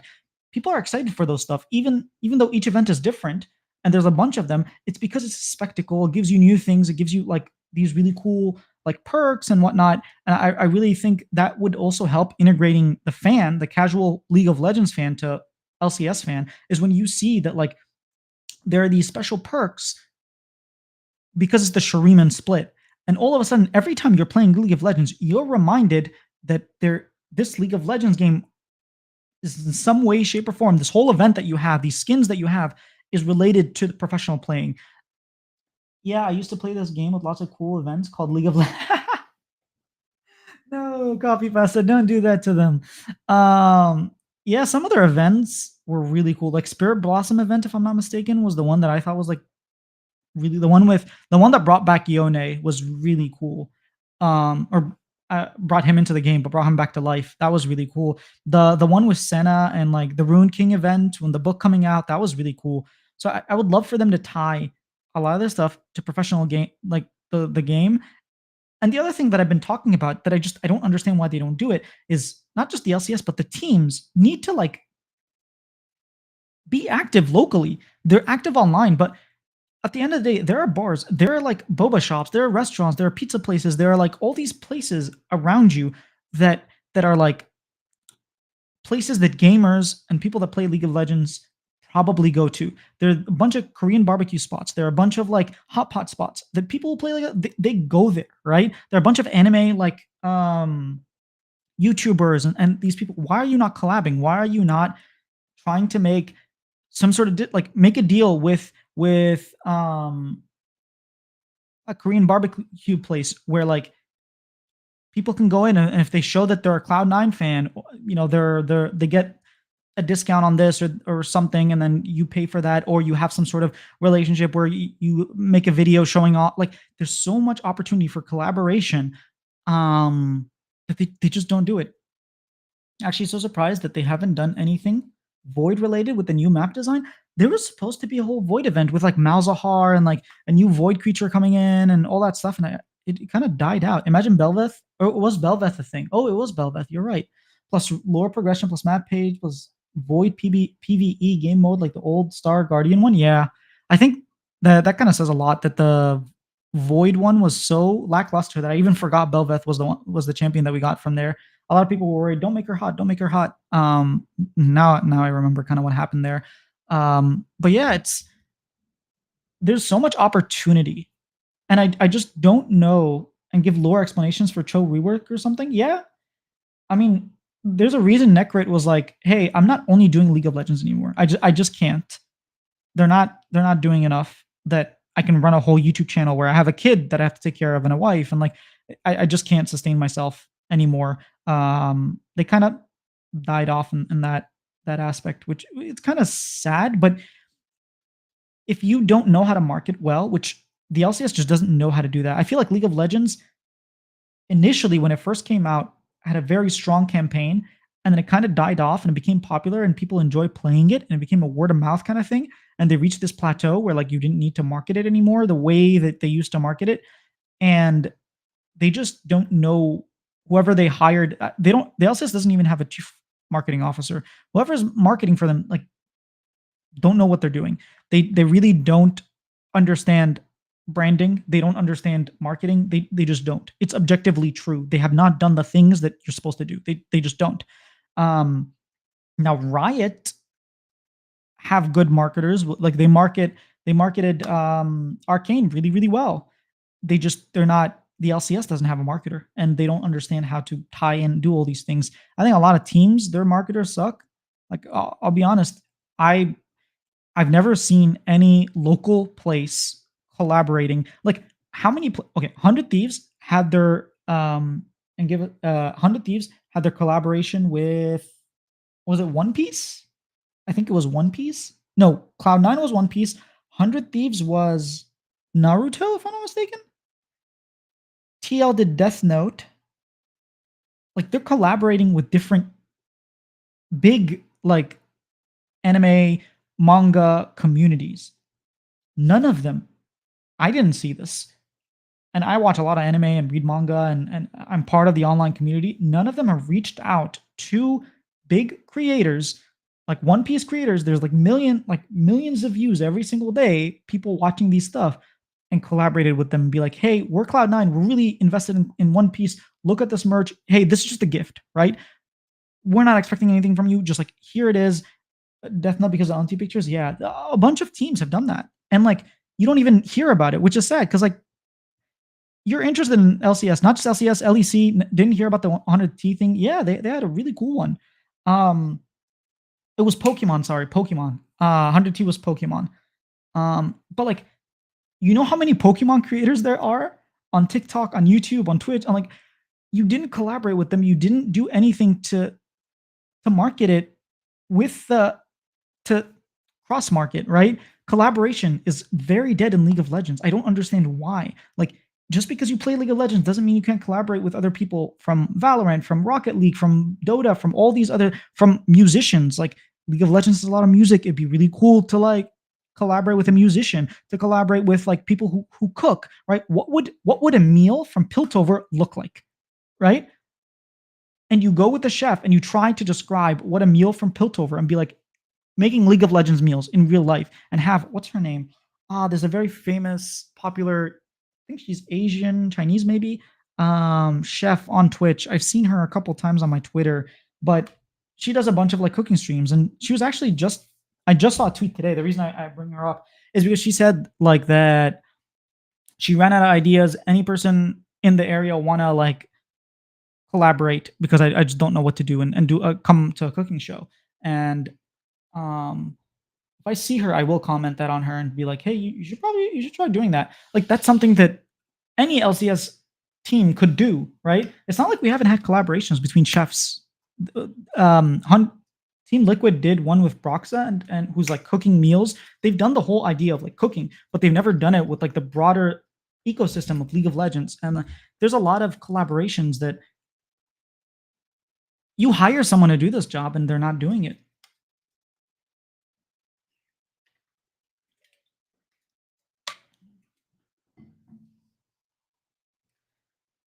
Yeah, I mean, there are a lot of really cool people on YouTube, on like not even just YouTube, Twitch that are like engineers, for example. You know how awesome it would be to collaborate with engineers if you're a league team? Like, hey, we're actually making a Jinx rocket launcher that launches like Poros, and we're gonna be doing this on a stream, or we're gonna be doing a video where like we have like three different teams and we have to all come up with League of Legends. We're three different YouTubers that we're working together who are all like mechanical engineers or whatever and scientists and trying to make like shimmer, for example. Like we're trying to make like a tasty flavor of shimmer and just make it a yeah, I don't know. I did a whole stream like 2.5 hours talking about why collaborations in League of Legends is dead, and or how it is dead, and why that worries me because in the past, it wasn't like this. In the past, I became a Smash fan because of League of Legends, because I saw Mango with Cloud9, and because I saw what's his name, Leffen on TSM. Because I was fans of the teams, all of a sudden I became fans of those communities, and then I started to learn about HBox and I started watching a game that I don't even play. But that doesn't exist anymore. It's really sad. And yeah, hopefully it changes for the better. I don't know that it will, but I mean, you can only all I can do is talk about it and do it myself, right? But I've tried. It's not like I haven't. I've tried to collaborate with a lot of people, by the way, League of Legends related and not League of Legends related. Also, artists. FlyQuest has Basil, which is really cool. And I think a lot of more people should do stuff with League of Legends artists. There's so many artists that are so talented and just doing stuff on Twitter, and they would love for an opportunity to collab with one of their like Team Liquid and do some cool videos about art and yeah, just bring in artists that you might be interested in art in like anime art. All of a sudden, you know about Team Liquid now. Do you think it was more prominent in the past because people from outside League wanted League collabs for exposure, whereas now it's League that needs exposure, but they aren't used to being in that position? Ooh, do I think that's the reason? No, I think the main reason in the past it was like that was because we weren't structured. There was a lot less structure, And let's say you lived in a team house, you probably lived in a team house with like your Apex team, well, Apex or whatever, your like Dota team and this team and that team, and it was a lot easier for these collaborations to happen. And people were more you didn't make a living off of League of Legends. So League of Legends was very hard to be the only thing that you knew about. You probably played other games. It wasn't as serious. There was a lot more collaboration because all the scenes were growing. Now it's very sad, but it's true because I've heard this from the people themselves. Is that everyone only cares about themselves, and everyone feels like they're getting the worst end of the bargain, and everyone feels like they have to swindle the other person, and it's a very selfish mentality instead of a selfless mentality. You don't have to go to, like Gordon Ramsay to collab with people like chefs. You can go to people who are smaller, right? Just do 10 of those, for example. And you can do stuff with local restaurants. You can do stuff with that are mutually beneficial. But there's this idea of when franchising happened, it brought in a lot of older. So I don't know how much you know about marketing, but there's sort of like the traditional, like old sort of marketing pre-social media, and then the new like social media style marketing. And the pre one, think of television ads and commercials and like newspaper ads, that kind of stuff. It's died out, but a lot of the concept kind of still apply. It's just people don't know how to apply them properly. And as times are rapidly changing and where attention is has changed a lot, the amount of attention commercials get is very little compared to social media posts, right? And people don't understand how to do that right. So the people who are used to do commercials are now trying to do social media, and they're trying to do it in a way that they used to do social media commercials. But it doesn't work that way. It's a completely different platform. There's a different culture. There's a lot of different things that you need to take into account that they don't understand. And it's very apparent because when you think about it, you're like, oh my god, this could be a TV commercial. You don't understand the platform, the culture. You just don't understand the consumer behavior on different social media on different platforms. And so that's like one of the biggest problems, in my opinion, is that people who don't understand marketing are doing marketing the way they think should be done when it's not how it's been doing, especially because marketing has been heavily changing in the past 4 years. It's changed drastically, right? Like we didn't have you TikToks, we didn't have shorts. All of a sudden that exists. We used to have Vine, we don't have Vine anymore. Like this is a ever changing um area that people aren't adapting to, and that's a big problem when you have these like older mentalities of like this worked for me, and this is how, like in my IBM company that I used to be work for, this is how we did it, and this is how we're going to do it here, and it doesn't work that way. That's another problem. Okay, so it's just like more of a grassroots thing, and then Riot basically said every one of you has to do all this stuff through us, but didn't really give any real avenues for it. I don't think it was Riot necessarily. I think Riot forced them to get investors, and investors, when they put their money in their hands into things, muddies things. But I don't necessarily think it was all Riot's fault, because after a while you could have done that stuff and they just didn't. They tried, they just did it poorly. um Actually, another reason it is Riot's fault, which I agree with you, is because they forced them to take huge loans. And when you take these $10 million loans to pay off the franchising fee, what ends up happening is you have to do an insane pitch for someone to give you $10 million. And the pitch is like, hey, we expect this to times 10 to times 50. And if that's the expectation, then you doing something to double your profits is not good enough. You have to times 10 times 100 your evaluation. You have to be a TSM where you're evaluated for $400 million or something crazy like that. Otherwise, it's not worth it, right? So then when they look at all these collaborations and stuff that could slowly grow them, they don't have the time. They do, it's not an option for them, right? So even if they wanted to do that, they could not do it, which is very sad. And so a lot of fan sentiment started dying off because we don't care about pleasing fans. We care about our valuation. And when you do that, guess what happens? The league dies. Um,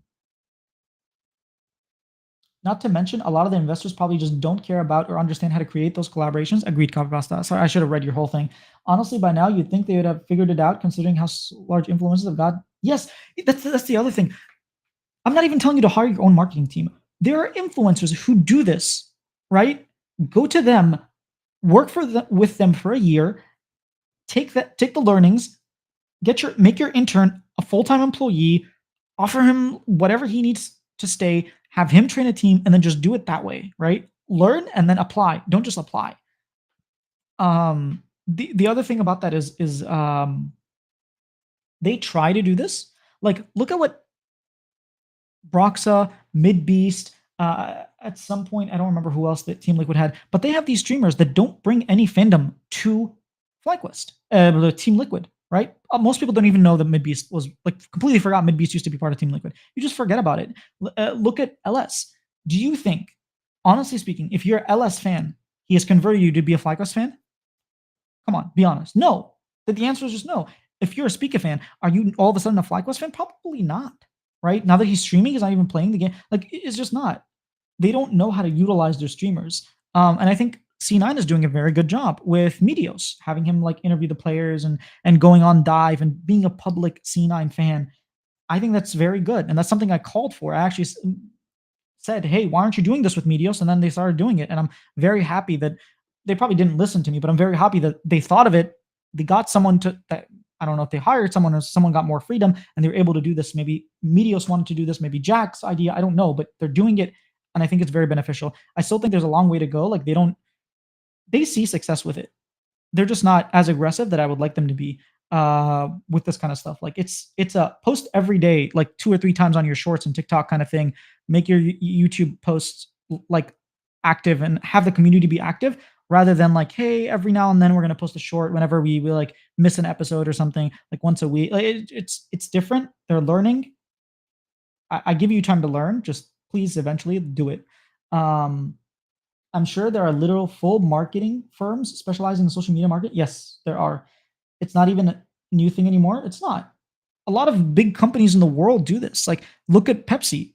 They don't do their own marketing, right? They have a team that they work with. There's so many different groups that they work with that these big companies you think that there were like Duolingo, right? How many people know about Duolingo? It feels like everybody knows about that owl. But how many people actually used it? Very few. But now when you think, hey, I want to learn a language, you're like, oh, I'm going to use Duolingo. That is the worst way. Okay, not the worst way. That is one. I'm a language geek, right? I literally teach people how to learn languages. That is not how you learn a language. It is one part, is like one seed among the plethora of seed of that you need to learn a language. But because their marketing is so good, people know about Duolingo. And hey, if it's a starting point, that's great. Is that how you're going to learn a language? Absolutely not. Like that's just not how. Most of the orgs affiliated content creators. As a fellow language learner, buff, I agree. Oh snap! You learn languages. What languages do you learn? You can't even tell that you're affiliated with an org beyond a logo. But 99% start with Duolingo. Yeah, it didn't used to be that way. It used to be back into like marketing when it was on the television and newspaper. It used to be Rosetta Stone. When I was younger, it was all about Rosetta Stone. If you're learning, the people who had the paid the most for Google clicks for Google search was Rosetta Stone. Anytime you wanted to learn a language, Rosetta Stone would pop up. Nowadays, not how it works. If you tried to take that same strategy, you'd be overpaying and under receiving.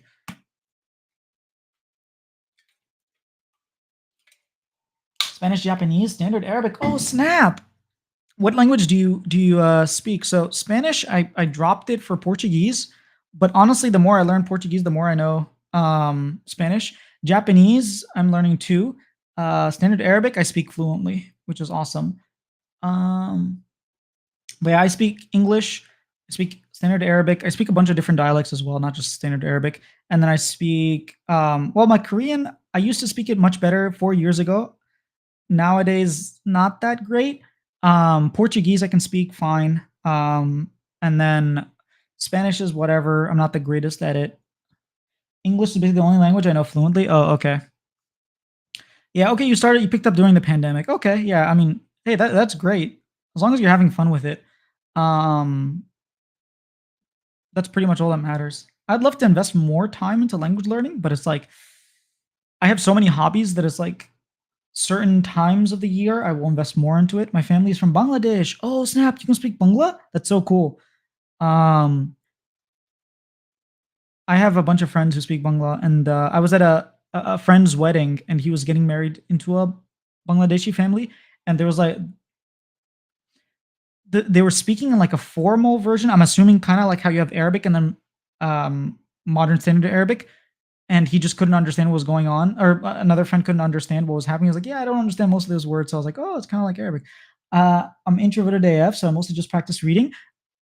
Same. Well, I'm not introverted as much as you are. I'm like somewhere in between introverted and extroverted, but Um, for me, Korean, I didn't even care about speaking or listening or writing. I read. The whole reason I learned Korean was because I enjoy webtoons, because I'm big into manga and anime, and like I got into like the Korean side, and I just learned Korean because it was like really easy to learn how to read.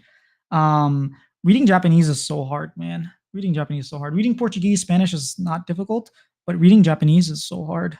Finding stuff that has furigana, first of all, that I can actually read, or just like a very basic level of kanji that I can read, and then trying to do that. Yeah, like my family is from a specific region with its own fairly distinct dialect of Bangla. That's cool.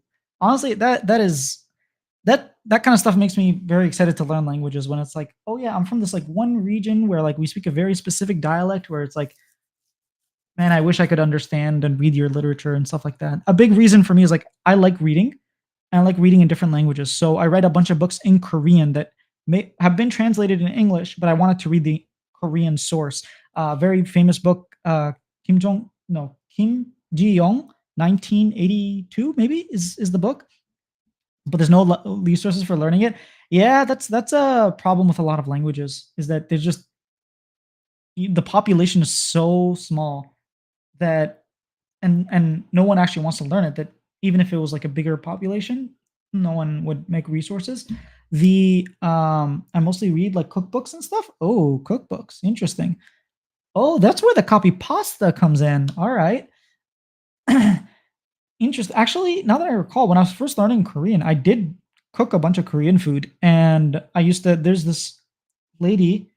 What's her name? I don't know. I'm subscribed to her, but she used to make sweets. It wasn't even Korean food. She was just a Korean person. I would just watch her stuff, and then she would write out the ingredients. And because Korean reading is very, very easy compared to like Japanese, for example, like Hangul, their alphabet system is the easiest alphabet system ever made. It was literally made for illiterate people to learn how to read. So it's like you can learn it within a couple hours. It's weird because Bangla is technically one of the most spoken languages in the world, but very few native speakers. Yeah, so I do want to learn Urdu, for example, and I want to learn Sanskrit. I want to learn to read Sanskrit so that I can read some of the older texts. And I do have, like I said, I have a very close friend who speaks Bangla, and I think he's interested in learning Sanskrit with me. But it's just the there's no appeal. And what I mean is like there aren't texts or historical books or very famous books written in Bangla that I would want to read. For example, Russian, there's so many different texts in Russian that I want to read. Portuguese has a bunch of like older books from philosophers and stuff like that that I do want to read. In Spanish, obviously, there's a bunch of books written in Spanish. I read Don Quixote. I would love to read it in pure Spanish. Uh, I would love to do that.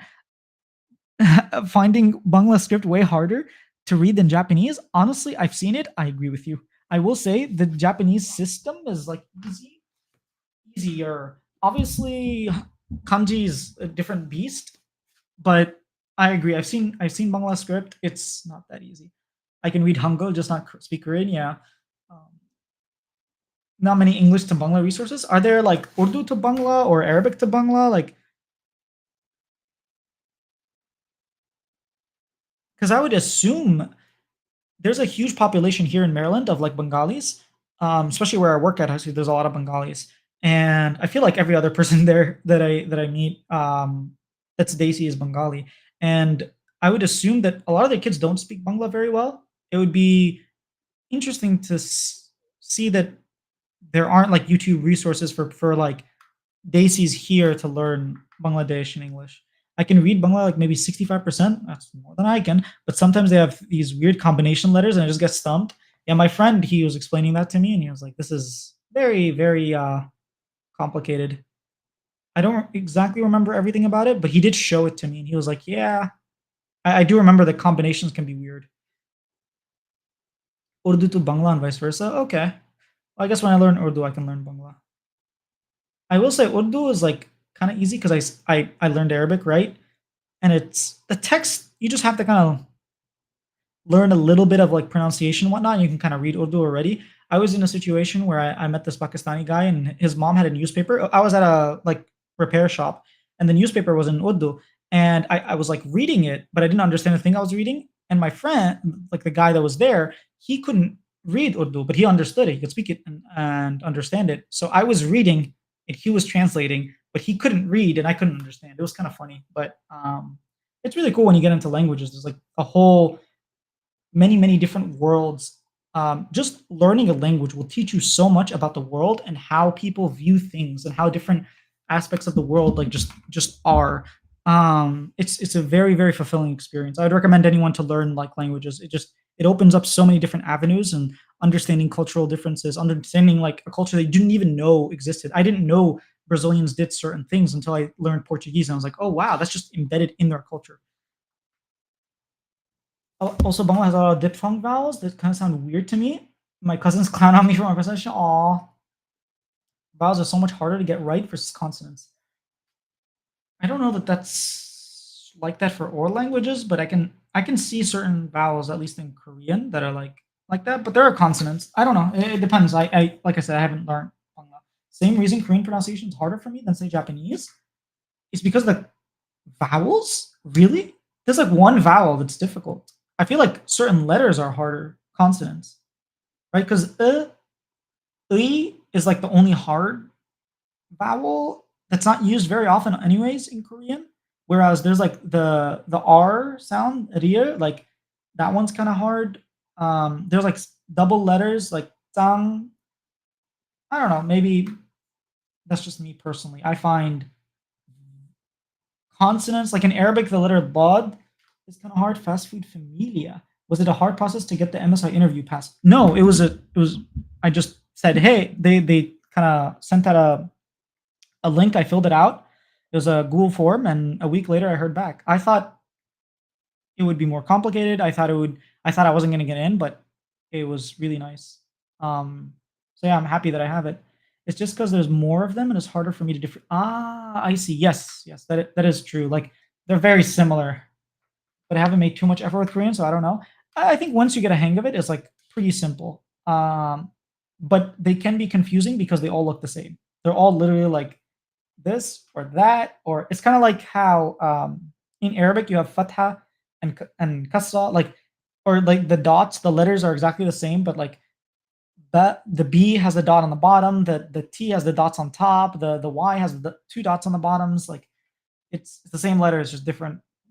Can be kind of confusing. So I see that. I just go to Koreatown, Manhattan, and restore signs. That's funny.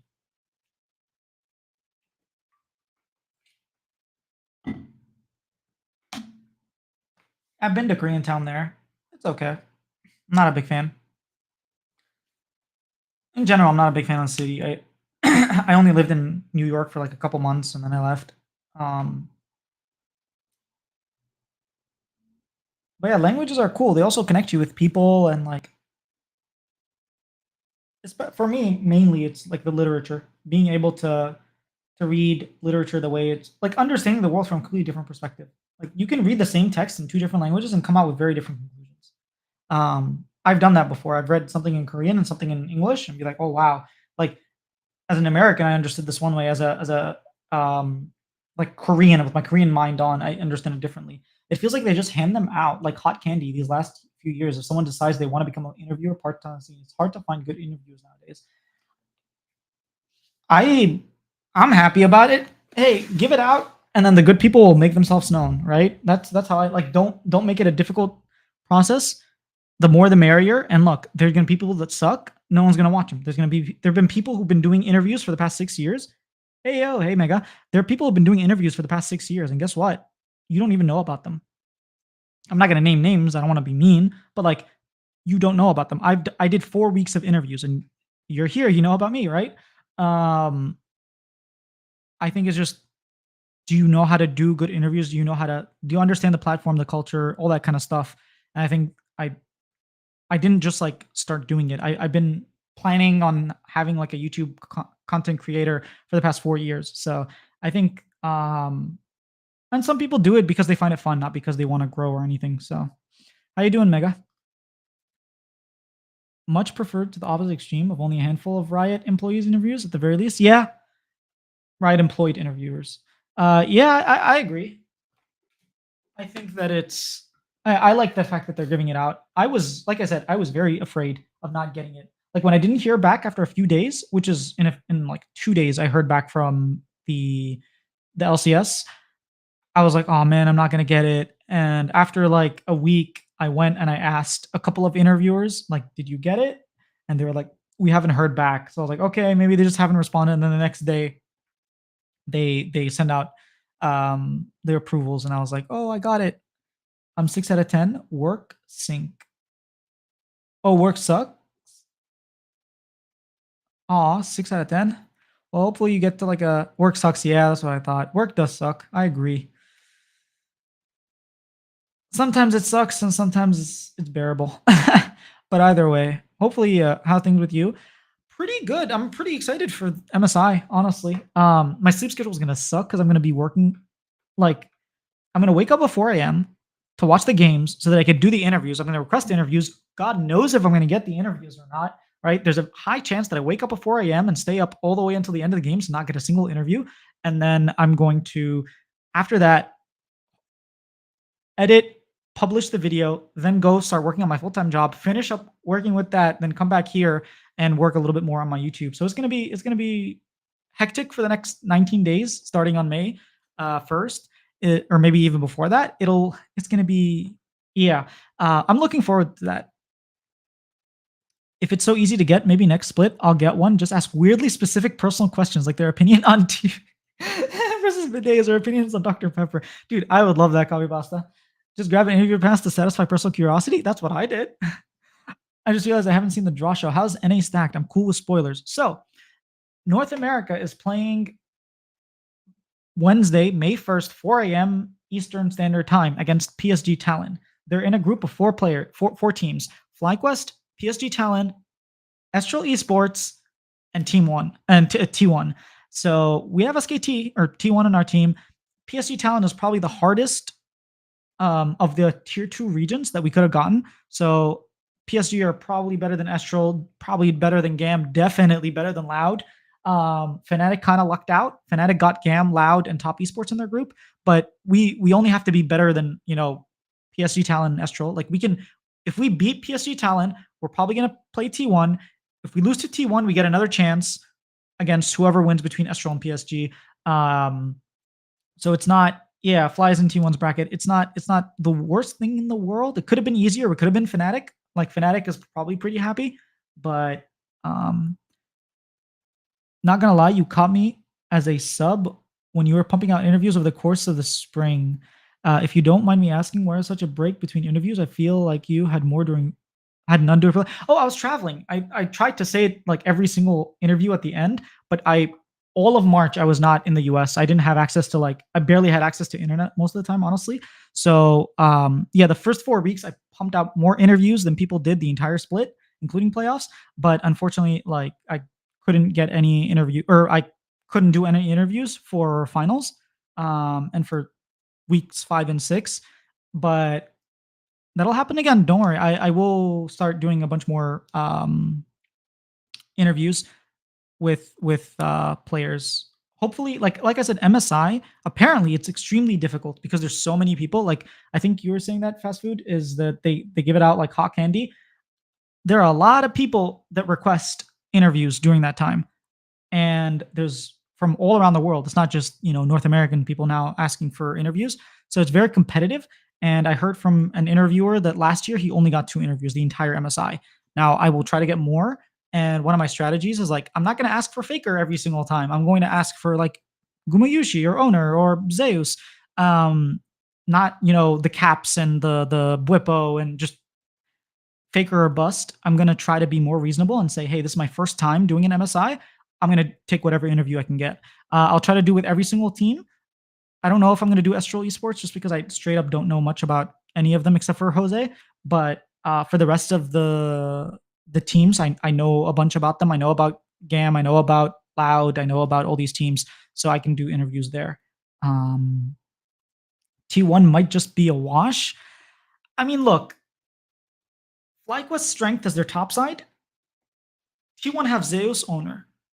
I don't know. Famously unpopular B player Guma Yushi. Okay, Guma is pretty popular compared to Faker.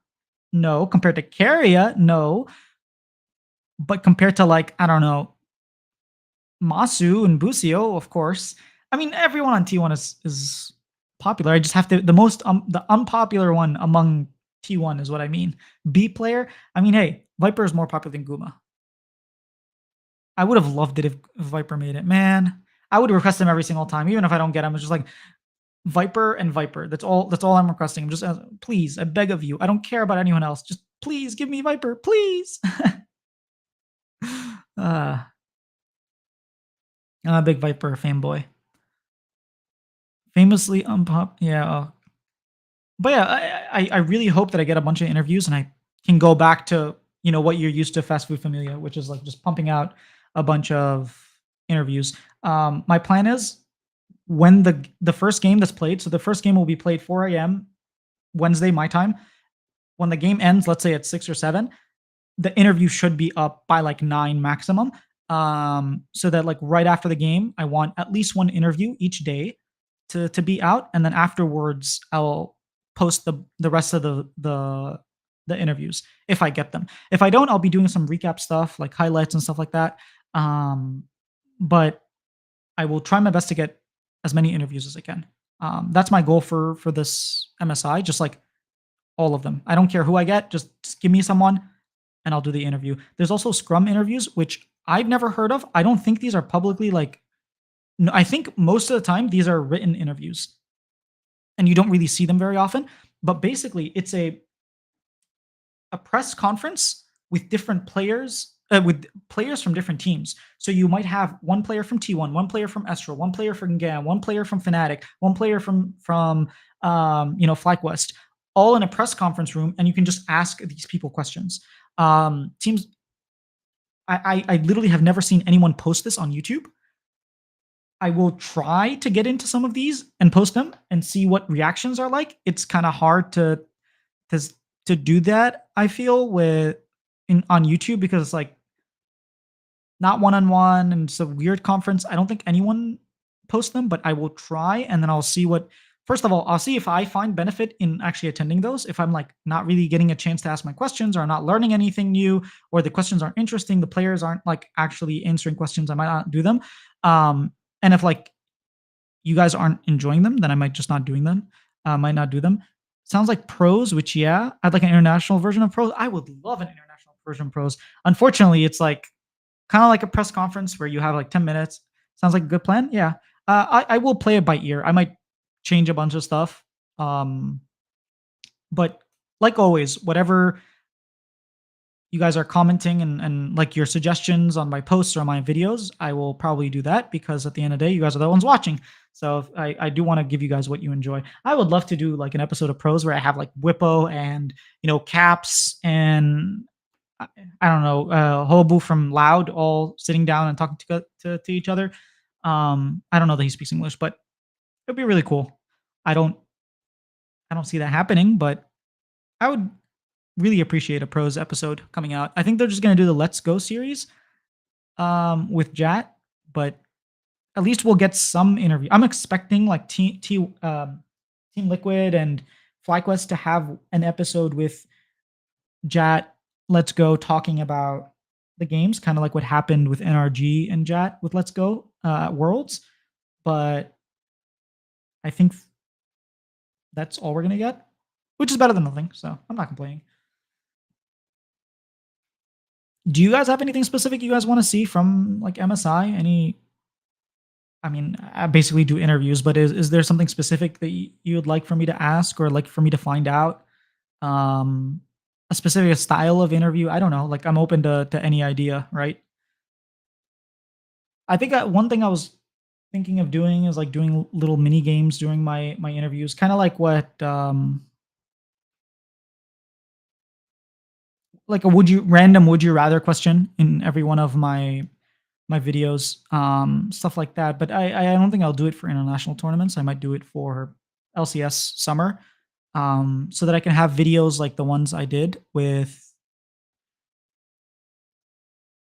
the players trash talking Shopify or players answering like what's their favorite meta. Oh god, I would love for more inspired Whippo viral politics LCS drama hit different. Yeah, I don't know that I'll get inspired or Whippo, but I will try. I will request them. Yeah, go to inspire mode. Inspire more, please. Okay, I will definitely try to get inspired.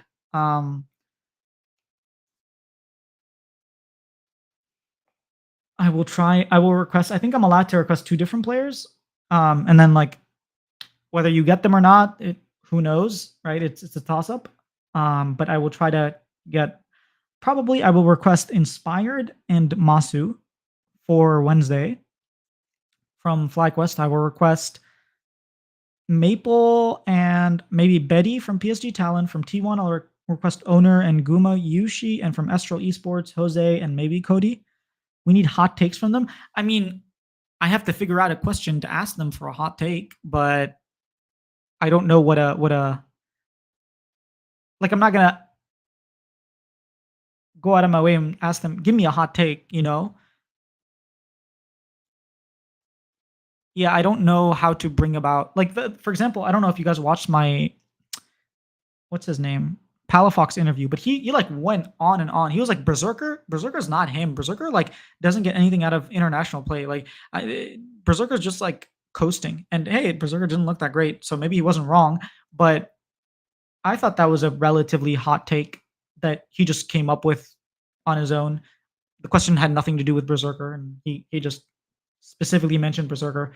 So yeah, I don't know that he'll give me a hot take. I'll try to ask questions that aren't black and white. I think that's one of the things I try to do. Jun is good, but he just does nothing and punishes mistake. And Jackie Love is good, but he does sometimes shocking.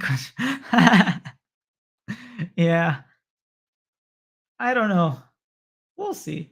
From Fnatic, I don't know who I'm gonna request. I don't really want to request Noah. I might request Jun and Razork maybe. From Gam, I mean Levi and someone else, I don't know who. Top esports, I'd love to do one with 369 and Mako. Those are the two that I really want. There's certain players who are professional yappers. Whippo inspired are some of them, but I love it. Would rather yap and backfire than be quiet and just say my opponents are. Yes, I agree. I think Whippo is really like that. Inspired just like has no filter. Inspired just straight up doesn't recognize what talks like what um politically correctness is. It just doesn't exist for him. He just says what's on his mind. I love it. Um so yeah, I'll try to get inspired. I'd love to do another inspired interview. Loud, I will probably ask Hobu and Chinos, maybe. And I'll ask those two. I mean, I could ask Route, but I think those two are the ones that I want to ask. And then depending on who I get, I will try to get those same players or different players next time. It's gonna be okay. The thing, he's just too media. That's why I like Faker. His interviews are usually Zoom. Oh, that's why. As much as I like Faker, his interviews are usually a snooze fest. He's just too media trained. Yeah. I mean, if I do get a chance to ask Faker questions, what would I ask? I have no idea. I'd probably ask him about his career and like how he stays motivated and stuff like that. It wouldn't like I would ask him 30 years from now, when you look back at your career, what would you say the driving factor was? What drove you to such extreme excellence? What do players like better, live patch innovation or the classic copy Korean strategy? I could ask that. I could also ask about like Fearless, but I feel like it's a little too early to ask that. Who knows? Also, I keep forgetting about this. I need to ask about this, but there's a media day that's going to happen. I don't know if we request interviews for that. Like, I have no idea what's going to be happening that day. But I feel like minor region players might be more open to fun trash talk. I will definitely, yeah, I will ask Loud specifically some trash talk about different players, just like what their opinion is on like top esports or Fnatic or things like that. I think they would be, yeah, they'd be fun to interview. The other thing is like, as much as you can prepare questions, which is something I learned, it's easier in best of threes because you have more time between games. But like best of ones, you kind of need to ask about the game. At least I tend to want to ask about the game because I just watched the game and I have questions about it. Like the bot gap thing from Loud versus Fnatic from that one time. Yeah, I'll ask him about that. And we're like, if Fnatic loses or wins, like, do you expect to do that to them or whatnot? That'd be fun. There's some cool stuff that I can ask. Um, I also want to ask them like, this is their fourth title, fourth international tournament in a row.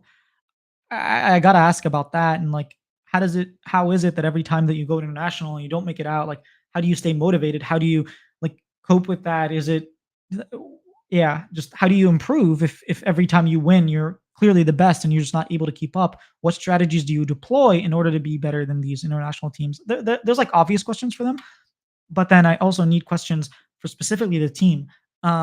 Like specifically that game, like when Fnatic plays Gam, there are questions that I don't know that I will have, but when I see it, for example, I see a lane swap, I'll ask them about that. If I see that they don't lane swap or they have something weird that I personally identify, I'll ask about that. And sometimes like the pro players are like, "Hey, no, that's not exactly what happened," and they'll correct me, and I'm fine with that. I'm not an expert at the game. I'm not like analyzing the game. I'm just a fan who's like, "Hey, that looked weird to me. What happened?" I'm like, "Oh, that's not what happened. You're just dumb," and that's cool.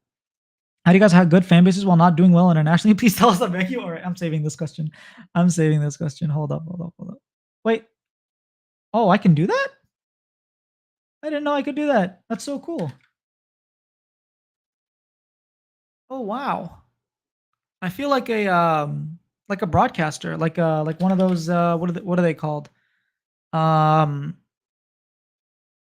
multi-stream like Q&A shows, or there's just I can show whatever I want. This is so cool. Ha ha ha. Media says on YouTube, what do players like better? Sorry, I can get very silly with this kind of stuff. Oh, can I show this message? So I tried to use Twitch for the first time. I'm streaming on Twitch. I'm like dual streaming on Twitch and YouTube. And this random bot just like sent this super long message. Oh, you can't even see the whole thing. Haha.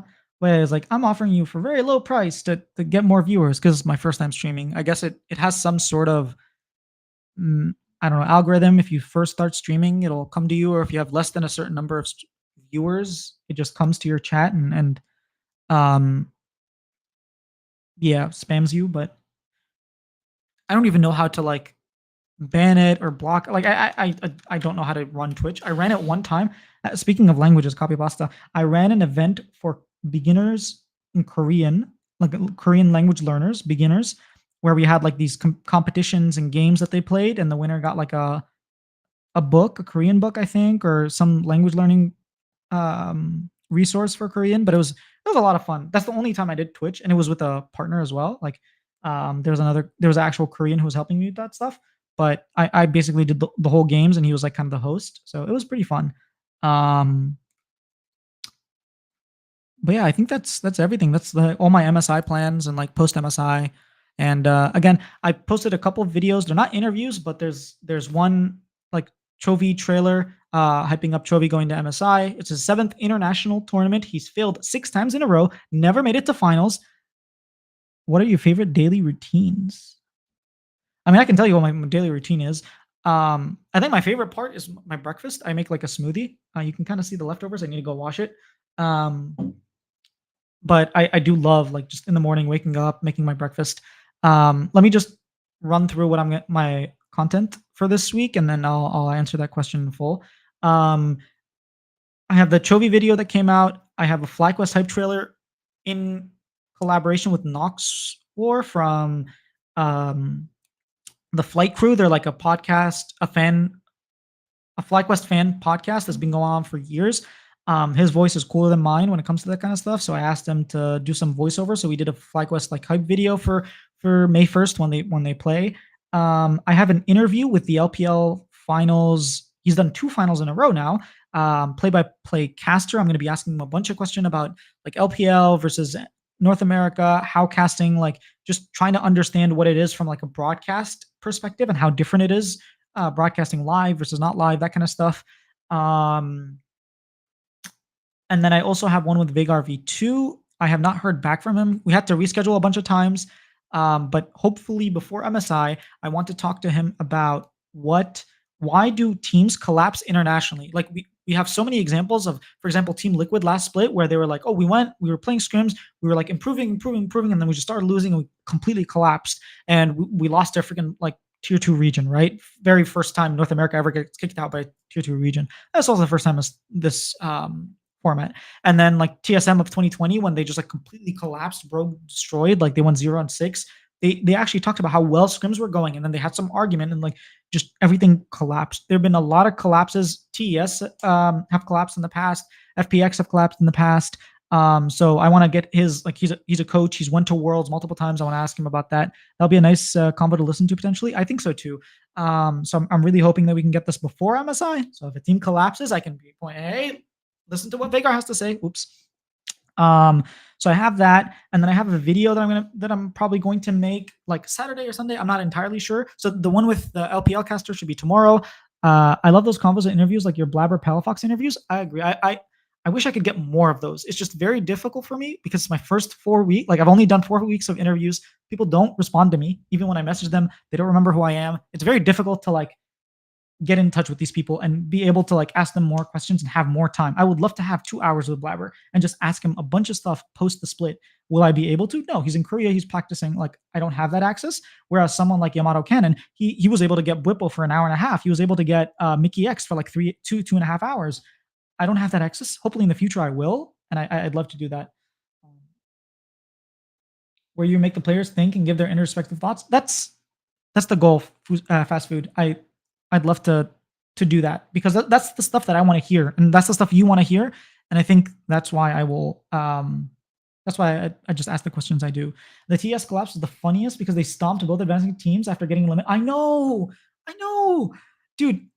Did you see how like the Hex Drinker on Jackie didn't actually go off, and if it did, they don't lose that game. They win that game. They actually make it out first in their group, and then DRX is second. Rogue doesn't even make it out. Like the world completely changes, but a bug ruined that game. I mean, they could have won the game before. They didn't play well that game, but still, for all we know, they could have been the best team. Yeah, who knows? But yeah, answering Mega's question about my daily routine. I wake up at 9 my time. I do nothing for an hour, just like very groggy. Waking up sucks. I don't like it. It takes me like an hour to really wake up, and then I will start working. I'll make my breakfast around like 11 or 12. It's just my smoothie. I'll get some grapes, and then I'll. Oh, thank you, legit Nigerian prince. Happy for you. Yeah, I'm really excited. It's gonna be at 4 a.m., but I'm gonna be waking up every day 4 a.m. doing the interviews as many as I can get. If I can get 8 every day, or what is it? 1, 2, 3, 4, is it 4 teams playing in one day? Yeah. If I can get 4 each day, I will do all 4. I will try my best to get as many interviews out as possible. But yeah, I make my breakfast. I have my breakfast. I go back to work. I finish up work, and then I either stream on Mondays and Wednesdays, which is what I'm trying to do, or I do play ESO for a little bit. I do my daily stuff, Elder Scrolls Online, and then I will start doing editing for videos that I ideas that I have. I'll like research stuff. I'll try to make a thumbnail. I'm really bad at making them, so it takes me a long time to do them.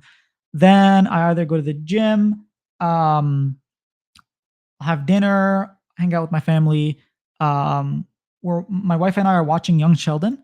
So we watch that at ESO. Nice. So yeah, I just got back into it. I played a very long time ago, and like recently, like the past couple weeks, I've been playing. It's a lot of fun.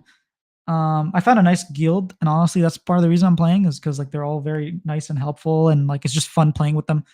Um, but yeah, we watch a bunch of Young Sheldon. Who's Roda?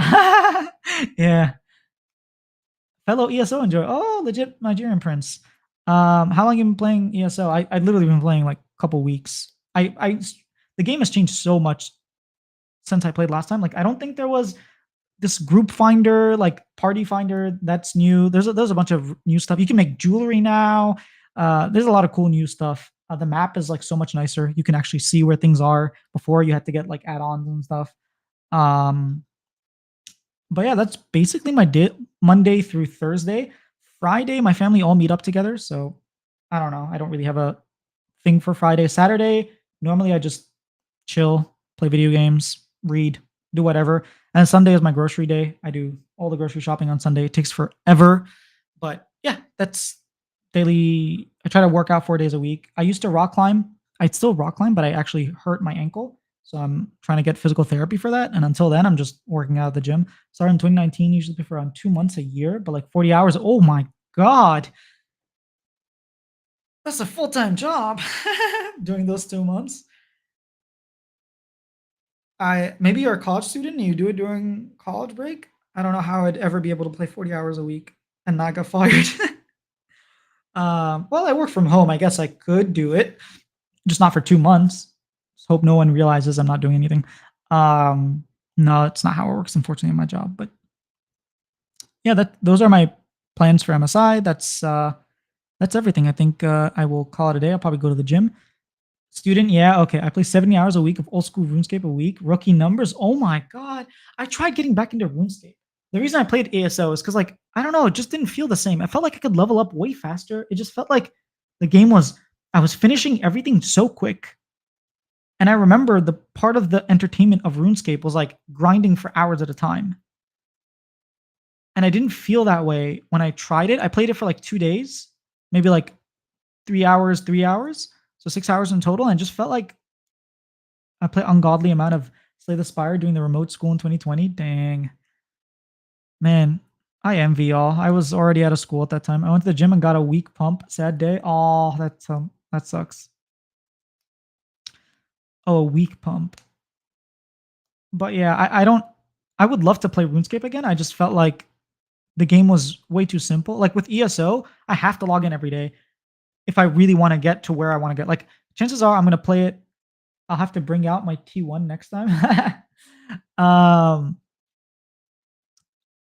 I have to play each day to get to where I want to be. And chances are when I get to where I want to be, like the certain level with a certain gear, once I achieve my goals, I'm going to stop playing. But with RuneScape, it just happened so quickly that I was like, oh, this is a little too easy. In the past, I used to play it a lot. When I was a student, I would play it a lot. I used to get people to like um, do wood cutting for me. I'd be like, "Hey, you're not doing anything. Why don't you just wood cut?" Like my neighbor or something, just pay him a little bit of money, have them wood cut, and then I remember I sold an account for a bunch of money, and that was like my best flip I've ever done. A free account for a bunch of money. It was fun. But yeah, I will. I'll be heading out. It was a lot of fun chatting with you guys, talking about like MSI and stuff. I will take some of your ideas with like interviews. I'll try to get an owner interview, definitely an inspired interview, and I will ask. I wrote this down. What Copy Pasta said. How do you guys have good fan bases while not doing well internationally? Please tell us. I beg you, por favor. I can even say it in Portuguese too, so he understands me. But yeah, that'll be all. Thank you guys for watching. Again, if you haven't checked out the Chovy highlight video or the FlyQuest highlight video, make sure to check those out. I'm learning how to make highlights. They're not great, but I'm trying to learn, and hopefully in the future they'll be really cool. Yeah, take care, guys. Have a good day. Bye.